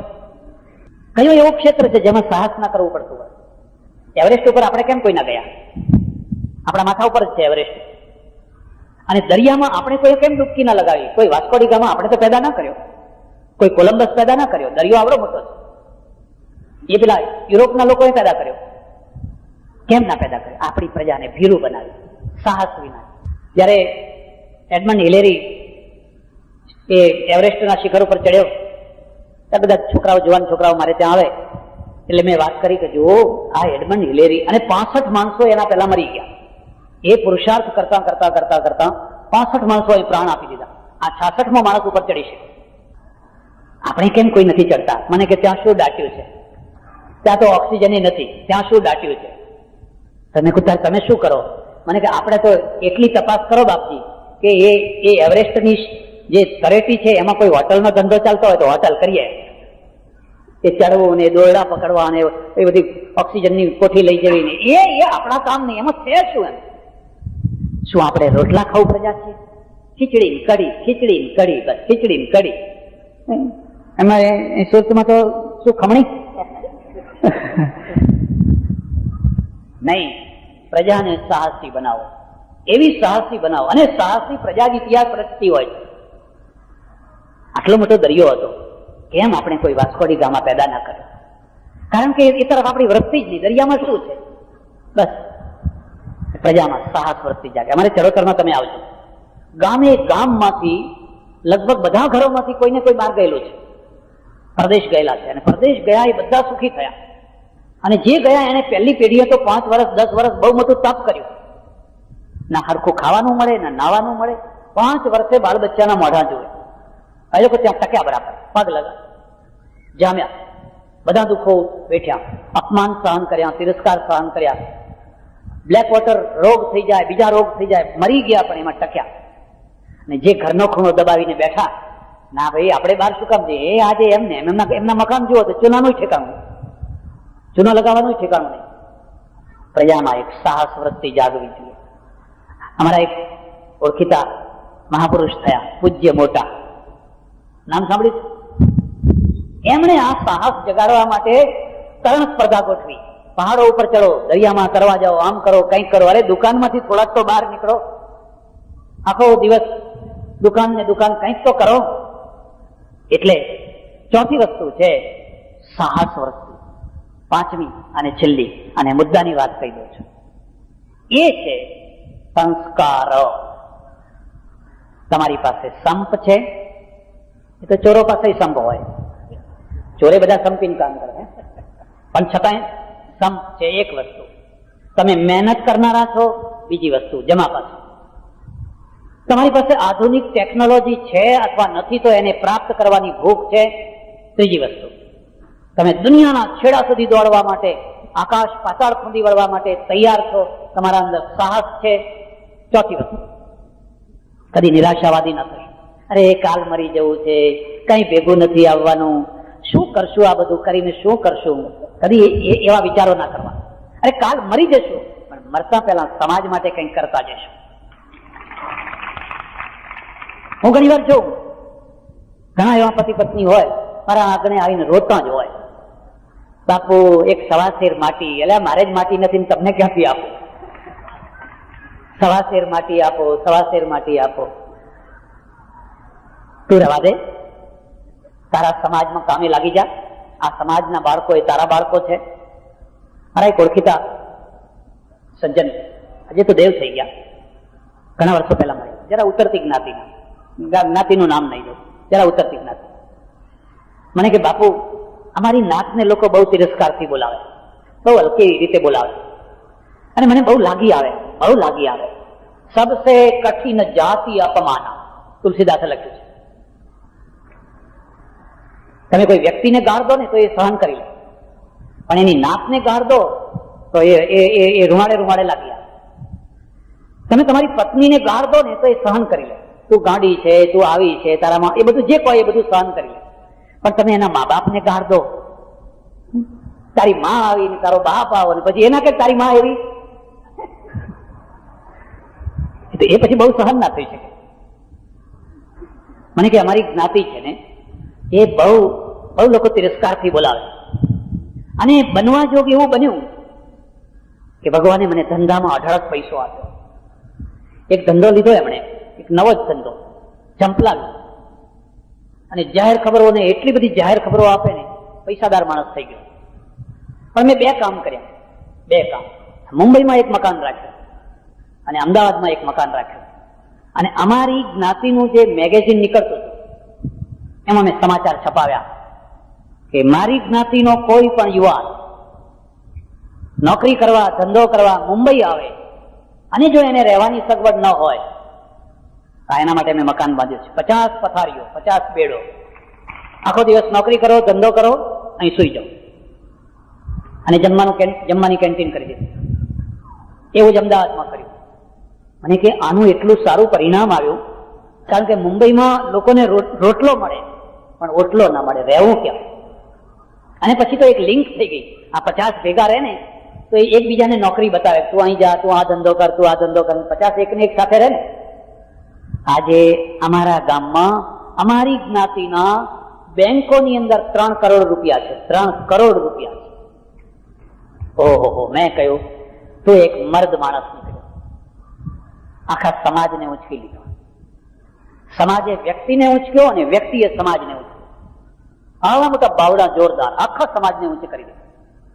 એને જો મંદિર બાંધ્યું હોત, કોઈ ધર્મશાળા બાંધી હોત તો પુણ્યનું કામ થાત, તો સમાજ તો થાળીઓ ઘસતો જ રહી જાય, તો સમાજ તો બિચારો જ્યાં હતો ત્યાં જ રહી જાય. મંદિરની જરૂર છે, ધર્મશાળાની એ જરૂર છે, પણ પહેલી જરૂર છે સમાજને ઊંચકવાની, પહેલી જરૂર છે. હવે મને કઈ કરવાની જરૂર નથી. હવે તો મારા જેવા કેટલાય થઈ ગયા, કેટલાય કરોડાધિપતિઓ, લક્ષાધિપતિઓ થઈ ગયા, અને એક દીવાએ બીજો દીવો પ્રગટાયો એટલે દીવાની દીપમાળા થઈ જશે. હવે હું મરું તોય મને શાંતિ છે. એટલે તમારા સમાજને જ્યારે ઉંચકવાનો હોય ત્યારે તમે ભલા થજો, તાડ જેવા ના થશો. તાડ જોયો છે? બહુ ઊંચો હોય, બહુ ઊંચો હોય. ઊંચો તો હોય પણ એને જઈને પૂછજો, તું છાયા કોઈને આપે છે? તાડની છાયામાં કોઈ બેસેલો જોયો માણસ? કોઈને છાયા ના. અરે બીજાની વાત જવા દો, એના પગમાં જ તડકો હોય, એના પોતાના પગમાં જ તડકો હોય. અર્થ સમજ્યા તમે? એવા ઘણા ઊંચા માણસો હોય, સુખી હોય, સમૃદ્ધ હોય, પૈસે ટકે બધે, પણ તાડ જેવા. કોઈને છાયા ના આપે. કોઈ નાતનો જાતનો પોતાની સમાજના એક બે માણસને પાંખમાં લઈએ, આપણી બગલમાં લઈએ ને એને ઊંચા લાવીએ, ના ના અમારા પગમાં જ તડકો છે. ત્યારે તમારું બધું ખાય છે કોણ? ઇન્કમ ટેક્સ વાળા. તાડના ફળ કોઈને ખાતા તમે જોયો? તાડના ફળ તમે જોયો કેટલે ઊંચે હોય? કોણ ખાય? પથરા મારી જુઓ. હું અમારે આશ્રમમાં નવો નવો આવ્યો 24 વર્ષ પહેલા, ચડોતર મારું અજાણ્યું. એ છોકરા બધા આવે સાંજે રમવા, ખેલવા, કૂદવા. એ રમતા રમતા એક શબ્દ મારા કાન ઉપર વારંવાર આવે, એકબીજાને શું કોઠા, શું કોઠા. હું વિચાર કરું કે આ લોકો આવું કેમ બોલતા હશે, શું કોઠા. પછી ખબર પડી મારે આશ્રમના બહાર રોડ ઉપર એક કોઠાનું ઝાડ છે, અને બાજુમાં કોલેજ ને છોકરા આવતા જતા હોય એટલે કોઠું પાડવા માટે પથ્થરો મારે. પથ્થરો કોઠાને વાગે ખરો, કોઠું હાલે ખરું, પણ પડે નહીં, પડે નહીં. અને ત્યારથી મને ખબર પડી ગઈ કે ઓહો, સમાજમાં કેટલાક કોઠા જેવા માણસો હોય. અર્થ સમજ્યા?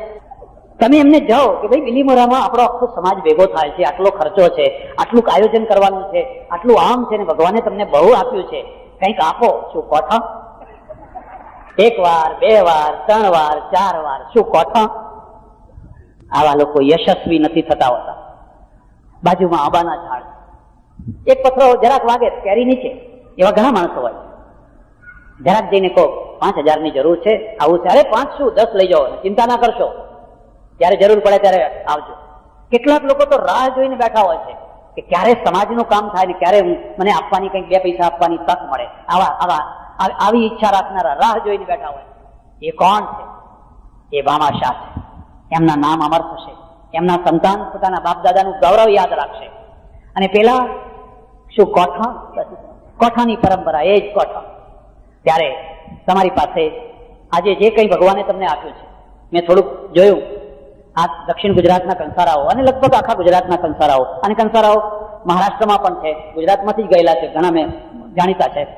આ બધા ધીરે ધીરે ધીરે ધીરે હવે ધંધાને કન્વર્ટ કરી રહ્યા છે, જે આજુબાજુના બીજા ધંધાઓ છે એ તરફ વળી રહ્યા છે, અને એમાંથી સારો એવો દેખાવ કરી રહ્યા છે. ત્યારે તમારા આગળ મોટો પ્રશ્ન છે, અને એ પ્રશ્ન એ છે કે આપણી સમૃદ્ધિ હવે વ્યક્તિગત અહમને પોષવા માટે વાપરવી છે, વ્યક્તિગત માણવા માટે એને વાપરવી છે, કે આવનારી પેઢીઓને સમૃદ્ધ બનાવવા માટે એને વાવવી છે. હું જ્યાં સુધી સમજુ છું ત્યાં સુધી આજનું જે આ સંમેલન છે, કંસારા કેળવણી પ્રચારક મધ્યસ્થ મંડળ, એ મંડળ કોઈ અપેક્ષા છે, અને એ અપેક્ષા શું છે? કે આવનારો સમાજ વિદ્વત્તાથી પરિપૂર્ણ હો, સમૃદ્ધિથી પરિપૂર્ણ હો. વિદ્વત્તા હો, સમૃદ્ધિ હો, બધું હો. 5મું એક તત્વ ખૂટે છે, અને એનું નામ છે સંસ્કાર. સંસ્કાર. જે કૃષ્ણે પાંડવોનો ઉદ્ધાર કર્યો, એ કૃષ્ણ યાદવોનો ઉદ્ધાર ન કરી શકે. જો ઇતિહાસ જુઓ તમે, પાંડવો થોડા દૂરના સગા હતા અને યાદવો તો નજીકના સગા હતા. હજુ જરા વધારે વાત કરો, જે ગાંધીજીએ આખા દેશમાં અહિંસાની વાત કરી, એ ગાંધીજીની વાતને પોરબંદર વાળા ના પચાવી શક્યા. પોરબંદરમાં અહિંસા પોરબંદર વાળા ના પચાવી શકે. આ એક બહુ મોટી વિડંબના છે. નજીકના માણસની મહત્તાને નથી સ્વીકારતા હોતા. તમારા ગામમાં કોઈ ઊંચામાં ઊંચી કોટીનો સાધુ હોય ને, એને ઠોકરો ખાધા, તમે હિમાલયમાં દોડવાના, હરિદ્વાર ઋષિકેશ દોડવાના, ત્યાં આમ જાણી કરીને પલાઠી વાળીને બેઠેલા ને કા કોઈ યોગીમાં, એટલે ભાઈ તને દેખાડવા માટે આવું કર્યું. તારા ઘરમાં સાધુ છે, તારા ઘરમાં તારી બા છે, તારી મા છે, તારા બાપ છે, સંત છે, એને પહેલા પગે લાગે. એટલે બેનું કારણ શું છે? પાંડવોમાં સંસ્કાર હતા, કૌરવ અને યાદવોમાં સંસ્કાર નતા. અને સંસ્કારના સુખ જેવું કોઈ સુખ નથી. મારે વૃદ્ધાશ્રમ છે, આ 3 આશ્રમો વૃદ્ધાશ્રમ છે. કોઈ વાર ટાઈમ કાઢીને એ વૃદ્ધોને પૂછજો, તમે અહીં કેમ આવ્યા? ઘરમાં કોઈ નથી? કહેશે છોકરો છે, બહુ છે, તો અહીં આવ્યા કેમ?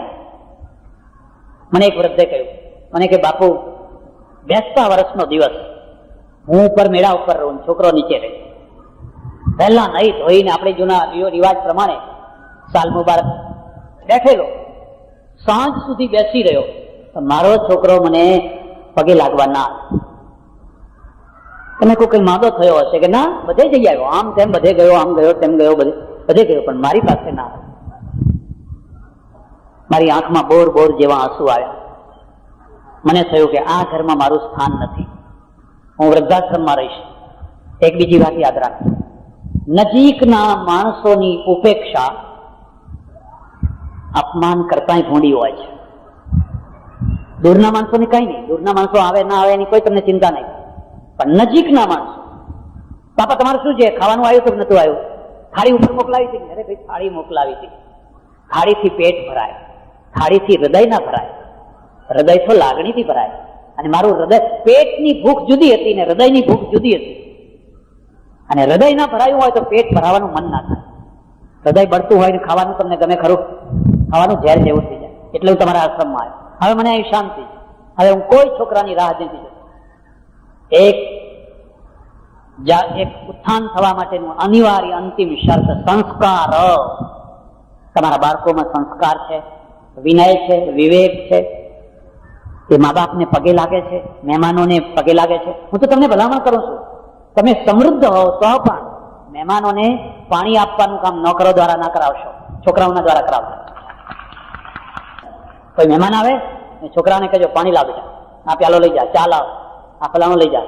ભલે તમે કરોડાધિપતિ હો, જો નોકરોના દ્વારા કરાવશો તો અત્યારથી આ લોકો પગ ઉપર પગ ચડાવીને બેસી જશે અને એ ગુરુતાગ્રંથિથી પીડાશે, પછી એમાં સંસ્કાર નહીં આવી શકે. એટલે સજ્જનો, આ 5 તત્વો જયારે ભેગા થાય ત્યારે સમાજનું ઉત્થાન થાય. મને આજે બહુ આનંદ છે કે દક્ષિણ ગુજરાતના સંસારા ભાઈઓ એક વિશાળ સમુદાયમાં ભગવાન સોમનાથના ચરણોમાં, અને બિલીમોરાની આ એક બહુ મોટી ખાસિયત, લગભગ આખા દક્ષિણ ગુજરાતમાં આવું મોટું સુંદર વ્યાપક સંકુલ મેં બીજે કંઈ જોયું નથી. હશે, મંદિરો હશે, હોવા જોઈએ, પણ આટલી મોટી વિશાળતા, આટલી વ્યાપકતા, આટલી સગવડો, આટલી સુવિધા અને આટલો માનવતાલક્ષી એપ્રોચ બધે જોવા નથી મળતો. આ વિશાળ સંકુલની અંદર તમારો સમાજ એકત્રિત થયો છે, ત્યારે મારે આપને એટલી જ વાત કહેવાની છે કે આ 5 વસ્તુઓ, 5 સંદેશા લઈને જજો.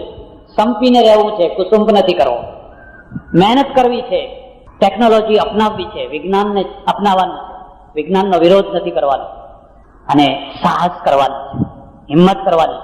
નાનજી કાળીદાસ મોમ્બાસા પહોંચ્યા, પેલા લોજ વાળો ખાવાનું ના આપે, પૈસો નહીં, ઉઠાડી મૂકે થાળી ઉપર, જ્યાં પાછળના પૈસા આવે ત્યારે જમવા આવજે.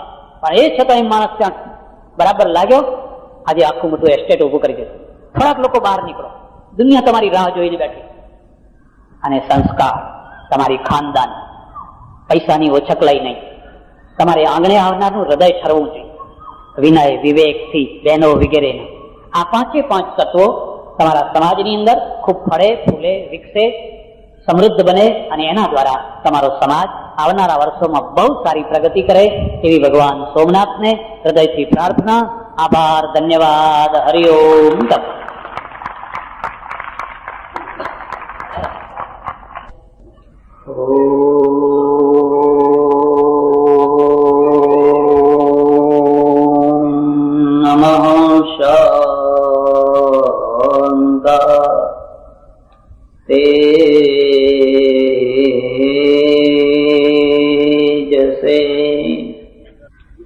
આજની સભાના પ્રમુખ સ્થાને બિરાજેલા સુપ્રસિદ્ધ અને સૌના આદરણીય એવા ભાઈ શ્રી પ્રભુદાસભાઈ, વંદનીય સંતવૃંદ, સાયન્ટિફિક કંપનીના પ્રતિનિધિ તરીકે પધારેલા શ્રી વ્યાસજી, જેમની ઉદાર દેણગીથી આ ગામની અંદર એક સુંદર મજાનું ટાવર પ્રાપ્ત થયું છે, એવા સ્વર્ગસ્થ જયસંગભાઈ, લાલજીભાઈ ના ધર્મપત્ની જીવતબેન અને એમના પરિવારના બીજા સભ્યજનો, ભાઈ શ્રી ગેમરભાઈ, અને એમના પરિવારના સભ્યજનો, વિશિષ્ટ મહાનુભાવો, સજ્જનો અને બહેનો, જીવનને 4 ભાગમાં વહેંચી શકાય: જન્મવું, વધવું, સ્થિર થવું અને સમાપ્ત થવું. કોઈ પણ જીવન હોય, ગમે એટલું ભવ્ય હોય કે ગમે એટલું અભવ્ય હોય, સ્થૂળ હોય કે સૂક્ષ્મ હોય, જળ હોય કે ચેતન હોય, તમે જોશો આ 4 પ્રકાર ઓછા વત્તા અંશે સૌને લાગુ પડતા હોય છે. કોઈ એક જન્મે છે, આ રૂમાલ કોઈ ટાઈમે જન્મ્યો, આ ઘડિયાળ કોઈ ટાઈમે જન્મ્યું, કોઈ માણસ પણ કોઈ ટાઈમે જન્મ્યો. જન્મવું એ પહેલું જીવનનું લક્ષણ છે. તમે કલ્પના કરી શકો છો કે જન્મવું, પ્રગટ થવું, ઉત્પન્ન થવું સૌના માટે એક સરખું હોય છે ખરું? એક બાળક જન્મવાનું હોય છે, એના પહેલેથી ઘરમાં, કુટુંબમાં, ગામમાં ચારે તરફ આનંદની છોડો ઉછળતી હોય છે. શેઠને 50 વર્ષે ભગવાને સારા દિવસ દેખાડ્યા. શેઠાણીની આ ઉંમરે જુઓ ભગવાને ખોળો ભરવાનો કર્યો. સાકર લાવો, પેંડા લાવો, ફલાણું લાવો, આખા ગામમાં વહેંચો. આપણે ગમે એમ કહીએ, પણ હર્ષના પ્રસંગોમાં હર્ષ થતો હોય છે અને શોકના પ્રસંગોમાં શોક થતો હોય છે. એ વાત જુદી છે કે તમે હર્ષના પ્રસંગમાં હર્ષને દબાવી શકો છો અને શોકના પ્રસંગમાં શોકને પણ દબાવી શકો છો. તો તમે મહાપુરુષ છો. પણ પ્રત્યેક વ્યક્તિ તો મહાપુરુષ નથી હોતો. સામાન્ય રીતે માણસો તો પ્રવાહમાં વહેનારા હોય છે. આપણે હર્ષના ધોધમાં વહીએ છીએ અને પછી શોકના ખાડામાં પડીએ છીએ. હર્ષ અને શોક આ બંનેની અસર આપણા ઉપર થતી હોય છે. એક બાળક આવી રીતે જન્મતું હોય છે. એક બાળક એવી રીતે જન્મતું હોય છે, એની માને ચિંતા હોય છે, એના બાપને ચિંતા હોય છે. આની પ્રસૂતિ કેવી રીતે કરશો? પૈસો નથી ઘરમાં, કોઈ આવક નથી, સામાન્ય દિવસોમાં ખાવાના રોટલા નથી, તો આ સુવાવડીની બધી રીતભાત થશે કેવી રીતે? તમે જિંદગી જોઈ છે? જિંદગી જોવી હોય તો દુખિયા માણસને જોવાનું. જિંદગી જોવી હોય તો સ્વયંના દુઃખ છે એ દુઃખના દ્રષ્ટા થવા. તો તમે કદી છકી નહીં જાઓ. મેં વર્ષો પહેલા એક ગામમાં પ્રવચનો કરેલા, આજથી લગભગ 30 વર્ષ પહેલા. ઘણું સસ્તું હતું. ગામે મને 3000 રૂપિયા આપ્યા. આજે તો 30,000 જેવા કહેવાય. 3000 રૂપિયા આપ્યા. બનાસકાંઠામાં દુષ્કાળ પડેલો. મેં ગામમાંથી એક માણસ લીધો, મેં કહ્યું મારી સાથે ચાલો. અને બનાસકાંઠામાં જઈને આ 3000 આપણે વાપરી નાખ્યા. હું તમને એક બીજી વાત કહું છું, ખાસ યાદ રાખજો. જે માણસ સંસારમાં હોય કે મઠમાં હોય કે આશ્રમમાં હોય, એક હાથથી આવે ને બીજા હાથથી વાપરે ને, એ જીવન જીતી જશે. એ કોઈ દિવસ જીવનમાં રોવાનો નથી. રોવાનો કોણ છે? જે એક હાથથી લે કરે છે ને બીજા હાથથી આપવાનું જાણતો, એ તો મરી જવાનો, એ તો જીવતમ મરી જવાનો છે. મેં ધાર્યું હોત તો 3000 બેંકમાં જમા કરાવી દીધા હોત તો અત્યારે તો કેટલાય થયા હોત. મેં કહ્યું ચાલો મારી સાથે, આપણે જઈને કોઈને આપી. અને એક માણસને લઈ અને હું વારાહી પહોંચ્યો. બનાસકાંઠામાં એક વારાહી ગામ છે. વારાહી પહોંચ્યો, એક ઠક્કર મારા ઓળખીતા છે, એમની દુકાને ગયો. મેં કહ્યું તમારા પ્રદેશમાં દુષ્કાળ પડ્યો છે અને મારી પાસે થોડા પૈસા આવ્યા છે અને મારે એ વાપરી નાખવાના છે. કોઈ વાર જિંદગીમાં વિચાર કરો, બસ વાપરી નાખવાના, ભેગાઈ કરવા છે અને વાપરીએ નાખવા છે. સમય થાય ત્યારે ભેગા કરો, પણ સમય આવે ત્યારે વાપરી નાખવાનું કરો. અને જોજો આ જયશંકભાઈ ના પૈસા જો વાપરી ના નખાયા હોત અને બેંકમાં ને બેંકમાં રહ્યા હોત તો આ ટાવરના ટકોડા ગામમાં પડવાના નતા. આવા તો ઘણાના પાસે હશે, બીજા ઘણાના પાસે હશે, પણ થવા તો ભેગા થવા દો. થપ્પીઓ ઉપર થપ્પીઓ ઉપર, એમના ટકોરા નહીં પડે. ભામાશા અમર થતો હોય છે. કારણ કે વાપરી નાખે છે. એટલે મેં કહ્યું મારે આ પૈસા વાપરી નાખવાના છે. એમાં એક બીજી વાત હું તમને કહું, તમારા હકના, તમારી મહેનતના જે પૈસા તમારી પાસે આવે એને તમે ના વાપરો તો કદાચ બરાબર છે, પણ જે વાપરવા માટે આપેલા છે, ઘણી વાર લોકો યાત્રા કરવા જાય ને તો કેટલાક બહુ સારા માણસો હોય ને કે આ 25 રૂપિયા બધે મૂકજો, મારા તરફથી વાપરજો, આ 50 રૂપિયા બધે વાપરજો, પરચુરણ આપે, છૂટા આપે. અમે તો યાત્રા ના કરી પણ તમે અમારા તરફથી બધે, ઘણા લોકો એમ કે અમારા તરફથી ડૂબકી મારજો ગંગાજીમાં. હવે ગંગોત્રી ગયા હોય ને ઠંડુ આમ વીછી કરડે ને એવું ઠંડુ પાણી હોય અને 100 માણસની ડૂબકીઓ લગાવવા જાવ તો તમારી ડૂબકી ત્યાં જ થઈ જાય, એટલું ઠંડુ પાણી હોય. હવે એ જે વાપરવા પૈસા આપ્યા હોય એ ના વાપરીને ગજવામાં રાખે તો એ માણસ કદી છૂટે ખરો? એનો કદી ઉદ્ધાર થાય ખરો? એક મરતી વિધવા તમને કે લો ભાઈ મારું આટલું તમે સારા કામમાં વાપરજો, અને તમારી બુદ્ધિ બગડે અને તમે મનમાં એમ ઈચ્છા રાખો ત્યારે કોણ જોવા આવવાનું, કોને ખબર પડવાની છે, વાપરી નાખે. હું એમને એમ નથી કહેતો, મારા ઓળખીતા એક સાધુ, બહુ સારા સાધુ, બહુ સારા સાધુ, એમની પાસે થોડા પૈસા, એ બેઠક ઉઠક વાળા થોડા માણસો, એમાંના એક માણસને આપ્યા. એટલે जब मैं न रहूं पैसा अच्छे काम में लगा दे. महाराज गुजरी ગયા.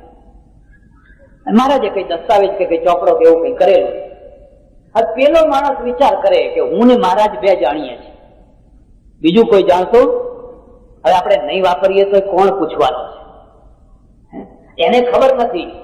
એક ત્રીજો માણસ જાણે છે, એમાં એક ત્રીજો માણસ જાણે છે, એ સાક્ષી છે, એ સાક્ષી છે, અને એને 1000 હાથે આપતા આવડે છે ને 1000 હાથે ખેંચતા આવડે છે.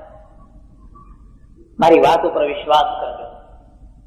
કદી શિવ નિર્માંજને ના ચોરશો, કદી ધર્માદાનું ના ચોરશો. અમારી ત્યાં એક કહેવત છે, કોઈનું સત્યાનાશ કાઢવું હોય તો કોઈનું ખૂન નહીં કરવાનું, એને ધર્માદાનો વહીવટ દઈ દેવાનો. એને કહેવાનું કે આ ધર્માદાનો વહીવટ તમે કરો. જો એની બુદ્ધિ બગડી અને એમાંથી થોડુંક કાઢવાનું શરૂ કર્યું તો આપોઆપ સત્યાનાશ થશે. પણ જો એની બુદ્ધિ સુધરી અને એમાં પોતાનું થોડુંક ઉમેરતો ગયો તો લીલા લહેર થઈ જશે, તો જય જયકાર થઈ જશે. મેં કહ્યું મારી પાસે થોડા પૈસા છે, લોકોએ આપ્યા છે ને વાપરવા માટે આપેલા છે. હવે હું ધારું તો આજે ધર્મના નામે તો ઘણા પૈસા વપરાય છે, પુષ્કળ બરબાદ થાય છે, બરબાદ થાય છે. જ્યાં જરૂર છે ત્યાં તમારી પાસે પાણી છે, હવે એને ખેતરમાં પહોંચાડવું છે કે દરિયામાં પહોંચાડવું છે? અને દરિયામાં પહોંચાડીને તમને શું ફાયદો થવાનો છે? તમારી પાસે લક્ષ્મી છે, પૈસો છે, પૈસાને ગરીબ સુધી પહોંચાડો, જ્યાં જરૂર છે ત્યાં પહોંચાડો. બનાસકાંઠા ગયો ને ઠક્કરને કહ્યું મારે પૈસા થોડા વાપરી નાખવાના છે, કોઈ એવી જગ્યા હોય તો મને બતાવો. મને કે મહારાજ તમે ખરા ટાઈમે આવ્યા છો, ખરા ટાઈમે આવ્યા છો. અમારા ગામના ભરવાડો છે એ બધા એના બધા ઢોરા લઈ અને વલસાડ જિલ્લામાં ગયા છે, અને બૈરા અહીં રહી ગયા છે. એમાં એક જેબર નામની બાઈ છે, ભરવાડન બાઈ, રબારી કે ભરવાડ, એને આજ જ પ્રસૂતિ થઈ છે, સુવાવડ થઈ છે. ઘરમાં ખાવાનો દાણો નથી, એક દાણો નથી, જન્મ. મેં કહું ઠક્કર મળું ના કરો, લોટ લો, ગોળ લો, ઘી લો, તેલ લો, જે લેવા તો એક તગારામાં બધું ભેગું કરો, ચાલો હું આવું તમારી જોડે. ફરો ફરો, જુઓ દુખિયા માણસો કેટલા છે, તમે સુખિયા થયા એથી શું થયું? અને અમે જયારે એ ભરવાડોના મહોલ્લામાં ગયા તો આમ સ્મશાન જેવો મહોલ્લો, ભેંકા. પૈસા વિનાના ઘર તમે જોયા છે, રોજી વિનાના જુવાનિયા તમે જોયા છે. જુવાન છે પણ રોજી નથી, આંખો ઊંડી ઉતરી ગઈ છે, ચહેરા ઉપર નૂર નથી, પગ મણમણના થઈ ગયા છે. સાંજે પત્નીને મારું શું બતાવવું, છોકરાઓને શું ખવડાવવું? આખો મહોલ્લો સ્મશાન જેવો ભેંકાર લાગે. મેં કહું આ તો બધું બેકાર જેવું લાગે છે.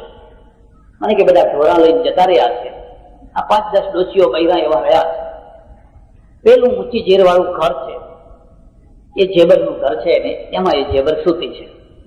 તમે કહું અહીં ઉભો છો, જાઓ તમે જઈને બધું આપી આવો.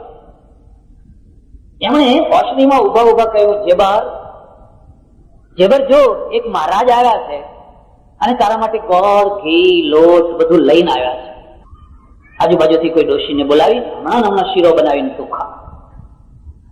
પેલી જેબર સૂતી સૂતી શું જવાબ આપે છે?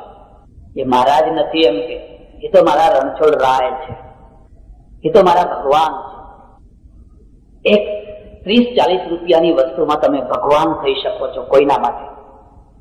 30-40 રૂપિયાની સિગરેટો ફૂંકી શકો છો, ધુમાડાઈ કાઢી શકો છો અને પોતાની જાતના ફેફસા બગાડી શકો છો અને કેન્સરને નોતરી શકો છો. 30-40 રૂપિયાની, એ વખતે 30-40 રૂપિયા ઘણા હતા. અને મારા મનમાં એવું લાગી આવ્યું, ઓહો, એક પ્રસૂતિ, એક જન્મવું કેટલું દુઃખદાયી છે આ સ્ત્રીને મનમાં. અને અભણ પ્રજા, એનો પતિ ક્યાં હશે, ક્યાં કાગળ લખવો, લખે તો શું થાય? અને પેલો ડંગોરા લઈને ગાળો ખાતો હશે લોકોની.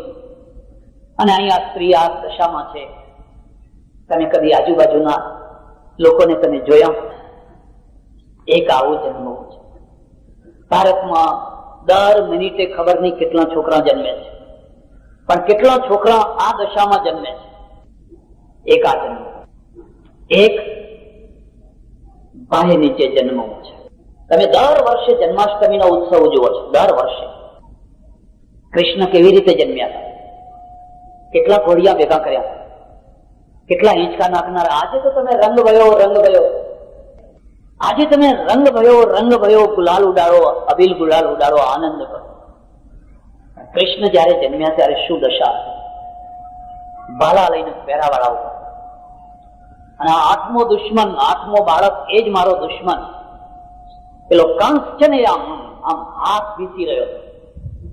સમાચાર મળે એના હું ખોદા કાઢી નાખું. મૃત્યુના વચ્ચે છે. રાજા રજવાડાઓના ત્યાં છોકરા જન્મે છે, ભાઈના નીચે જન્મે છે. એકનો વારસો બીજાનો દુશ્મન. મિલકત દુશ્મન વિનાની નથી હોતી. આ મિલકત ઉપર 2 વારસદાર થાય એટલે 2 દુશ્મન થાય ને. અને જેટલી મિલકત મોટી એટલા દુશ્મન મોટા થાય ને. નાની મિલકતમાં દુશ્મન થઈ જતા હોય. આ તો બહુ મોટી મિલકત. કૃષ્ણના જેવો જન્મ જોયો છે કોઈ? ને કૃષ્ણ જન્મ્યા, પ્રગટ થયા. શું કરવું? હમણાં સવાર પડશે, જોતામાં પેલો કંસ આવશે ને 7 બાળકો જેવી રીતે મારી નાખે એવા 8માને મારી નાખશે. એ જ વખતે દેવકીના હૃદયની અંદર એક ક્રાંતિ જાય. તમારે પ્રવચન સાંભળવું હોય. આપણે જે બ્રહ્મસૂત્ર ના ઉપરનું અણુભાષ્ય ચલાવવાનું છે એની પણ થોડી ભૂમિકા સમજી લેવી જરૂર છે. બ્રહ્મસૂત્ર વ્યાસજીએ ઈસવીસન પૂર્વે 5મી શતાબ્દીથી માંડીને 7મી શતાબ્દીના વચ્ચે આ ગ્રંથની રચના કરી. એટલે આજે એને 2500 થી 2700 વર્ષ થયા. 2500 થી 2700 વર્ષ થયા. ઐતિહાસિક દ્રષ્ટિએ, ધાર્મિક દ્રષ્ટિ તો જુદી છે. એ રચના કર્યા પછી એના ઉપર જુદી જુદી વૃત્તિઓ રચાઈ. એમાં એક બોધાયન વૃત્તિ છે. શબ્દ લખી લેજો, બોધાયન વૃત્તિ. રામાનુજ વગેરે જે આચાર્યો થયા એમણે બોધાયન વૃત્તિનો આધાર લીધો. વિશિષ્ટાદ્વૈતની જે રચના કરી, સ્થાપના કરી, બોધાયન વૃત્તિ. સહજાનંદ સ્વામી છે એમણે પણ બોધાયન વૃત્તિનો અંગીકાર કર્યો, સ્વીકાર કર્યો. પણ અત્યારે જેટલા ઉપલબ્ધ ભાષ્યો છે એ ભાષ્યોમાં સૌથી વધારે પ્રાચીન અને સૌથી વધારે પ્રકાંડ પાંડિત્ય વાળું ભાષ્ય શંકરાચાર્યનું છે. આદ્ય શંકરાચાર્ય. આદ્ય શંકરાચાર્ય 8મી શતાબ્દીમાં થયા, 788, 820. અને એમણે બ્રહ્મસૂત્ર ઉપર બહુ પ્રકાંડ પાંડિત્યથી ભાષ્યની રચના કરી. પણ રચના થયા પછી આખો હિન્દુ સમાજ છે એ દાર્શનિક રીતે એક દિશા તરફ વળવા લાગ્યો. કઈ દિશા તરફ વળવા લાગ્યો? તો જેને ઉત્તરવર્તી આચાર્યો સ્વીકાર નથી કરતા એવી દિશા તરફ વળવા લાગ્યો. એમાં 3 મુખ્ય વાતો છે. 3 હું તો આ ગ્રંથ ભણતા પહેલા શાંકર ગ્રંથ ભણવો જોઈએ, કારણ કે આમાં શંકરાચાર્યનું ખંડન છે. જ્યાં સુધી તમે એમના ગ્રંથને ન ભણ્યા હો ત્યાં સુધી તમે આ ગ્રંથને બરાબર સમજી શકો. તો એમના ગ્રંથનો આધાર શું છે અને એમના ગ્રંથનું લક્ષ્ય શું છે અને આમના ગ્રંથનો આધાર અને લક્ષ્ય શું છે એ તમારે આગળ સ્પષ્ટ થવું જોઈએ. શાંકર સિદ્ધાંતે એમ કહ્યું કે આત્મા એ જ પરમાત્મા, આત્મામાં અને પરમાત્મામાં કશો ભેદ નથી. પહેલી વાત. જગત છે એ મિથ્યા છે, ત્રણેય કાળમાં જગતની સત્તા નથી. 2 હું પોતે બ્રહ્મ છું, હું પોતે આત્મા છું અને આત્મા અને પરમાત્મામાં ભેદ નથી, એટલે હું પોતે પરમાત્મા છું. બધું સમજો. શ્લોકાર્ધેન પ્રવક્ષ્યામિ યદુક્તમ ગ્રંથકોટિભિ બ્રહ્મ સત્યમ જગન મિથ્યા જીવો બ્રહ્મૈવ નાપરઃ. આ એમનું છે. એમના પછી જે વૈષ્ણવાચાર્યો થયા, એક તો બધા વૈષ્ણવાચાર્યો છે, રામાનુજ, મધ્વ, નિંબાર્ક, વલ્લભ, માંડીને અરવિંદ, દયાનંદ સરસ્વતી, સહજાનંદ સ્વામી, આ બધા જે પાછળ થયા એ બધા એમનાથી જુદા પડ્યા. જુદા પડ્યા એ કયા અર્થમાં જુદા પડ્યા? આ અર્થમાં જુદા પડ્યા, આત્મા એ પરમાત્મા નથી. નોટ કરજો. આત્મા એ પરમાત્મા, આત્મા એ આત્મા જ છે અને પરમાત્મા એ પરમાત્મા જ છે. આ બેમાં આ બધા એ અર્થમાં જુદા પડ્યા. બીજો, જગત મિથ્યા નથી, જગત પરમેશ્વરની રચના છે, પરમેશ્વરની રચના છે, કૃતિ છે. વલ્લભાચાર્યના સિદ્ધાંતમાં જોશો તો જગત છે ને એ સ્ફૂર્તિ છે. શું છે? સ્ફૂર્તિ. વિનોબા ભાવે પણ એમના પેલા ગીતા પ્રવચનોમાં લખ્યું છે, બ્રહ્મ સત્યમ જગત સ્ફૂર્તિ. જગત મિથ્યા નહીં, જગત સ્ફૂર્તિ. સ્ફૂર્તિ એટલે શું? કોઈ એક પ્રચંડ તેજ હોય અને તેજમાંથી કંઈક પ્રગટ થાય. જો એને તમે મિથ્યા કહો તો પેલા તેજની જ નિંદા છે. એને મિથ્યા જ ઊભું કર્યું બધું, એટલે એને શું કહે છે? સ્ફૂર્તિ. આ ભેદ છે. અને હું છે એટલે જીવાત્મા છે એ પેલા પરમેશ્વરનો દાસ છે. ખ્યાલ આવ્યો? પરમેશ્વરનો દાસ છે, અંશ છે, દાસ છે. એટલે એને હંમેશા શરણાગતિ ભક્તિના દ્વારા, પ્રપત્તિના દ્વારા પરમેશ્વરની આરાધના કરવાની, ભક્તિ કરવાની, પરમેશ્વરને પ્રસન્ન કરવાનો. પરમેશ્વર પ્રસન્ન થાય તો આ જે જીવાત્મા છે એ જીવાત્માનો ઉદ્ધાર થઈ જાય, તો એનું કલ્યાણ થઈ જાય. આ બેના સિદ્ધાંતોનો ભેદ છે. આ જે સિદ્ધાંતોનો ભેદ છે એટલે બંનેના સિદ્ધાંતોના નામ લખી લીધું. શંકરાચાર્યના સિદ્ધાંતનું નામ છે કેવલાદ્વૈત. એક કરીને લખ. શંકરાચાર્યના સિદ્ધાંતનું નામ છે કેવલાદ્વૈત, કેવલ અદ્વૈત. વલ્લભાચાર્યના સિદ્ધાંતનું નામ છે શુદ્ધાદ્વૈત. હવે આ શબ્દો બધા એવા છે, તમારા માટે ઘણામાં તો પહેલી વાર જ સાંભળ્યા હોય કે આ બધું કઈ અમારી, પણ સાંભળતા સાંભળતા સાંભળતા સાંભળતા ધીરે ધીરે ધીરે તમે એ વાતને સમજી શકશો અને ઘણું સ્પષ્ટીકરણ થશે. ત્યારે થોડી રૂપરેખા કહીશ એટલે વાત સમજમાં આવશે. કેવલાદ્વૈત એટલે શું? માત્ર બ્રહ્મ જ કેવલ છે. કેવલ બ્રહ્મની જ સત્તા છે, બ્રહ્મ સિવાય બીજા કોઈની સત્તા નથી. તો પછી આ જગત કેવી રીતે થયું, સૃષ્ટિ કેવી રીતે થઈ? દરેકને મૂંઝવતો વિષય શું છે? સૃષ્ટિની રચના કેવી રીતે થઈ, સૃષ્ટિની રચના શા માટે લખી, કેવી રીતે અને શા માટે? કેવી રીતે જયારે રચના કરવી હોય ત્યારે તમારે કંઈક કારણ બતાવવું પડે કે કેવી રીતે. એટલે શંકરાચાર્યના સિદ્ધાંતમાં શું કહેશે? સૃષ્ટિની રચના માયામાંથી થઈ. શામાંથી થઈ? માયા. તો પ્રશ્ન પૂછે કે હમણાં તમે કહેતા હતા કે ભાઈ એક બ્રહ્મ જ છે, બીજું કંઈ છે જ નહીં, તો આ બીજી માયા ક્યાંથી આવી? તે આરોપિત. એ શું છે? આરોપિત છે, સાચી નથી, કલ્પના છે, કલ્પિત છે. અને કલ્પિત છે એટલે આરોપિત છે, અને આરોપિત છે એટલે મિથ્યા છે. મુદ્દો સમજાય છે? એટલે વૈષ્ણવાચાર્યો મોટા ભાગે શંકર સિદ્ધાંત વાળાને માયાવાદી કહેતા હોય છે. શું કહેતા હોય છે? માયાવાદી. દરેકના બે નામ છે, એક પોતાનું પાડેલું નામ અને એક દુશ્મનોનું પાડેલું નામ, વિરોધીઓનું પાડેલું. અને વિરોધીઓ કઈ સારું નામ પાડે એટલે બધા અહીંયા બધું વર્ણન આવશે, એમાં લખશે કે માયાવાદી. માયા કેમ કે એમાં આખું માયા જ મુખ્ય તત્વ. હવે આ વાતને પણ થોડી સમજી. આ જે માયાવાદ, એના પણ મુખ્ય પેટામાં બે વાત છે, લખવા હોય તો લખે.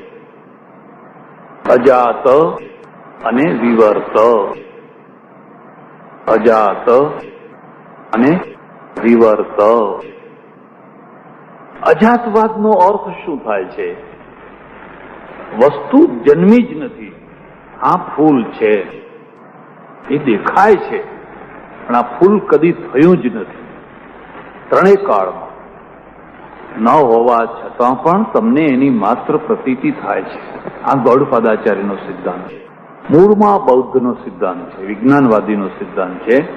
એનું એમ કહેવું છે કે બાહ્ય જે પદાર્થો છે એની કોઈ સત્તા જ નથી. સત્તા તો અંદર છે, અને અંદરની વસ્તુ જ તમને બહાર દેખાય છે. એટલે એક સિદ્ધાંતનું નામ છે અજાતવાદ. અને અજાતવાદની અંદર સૂર્ય નથી, ચંદ્ર નથી, બ્રહ્માંડો નથી, કશું જ બ્રહ્મ સિવાય કંઈ છે જ નહીં. પણ આ અજાતવાદ છે એ આગળ જતા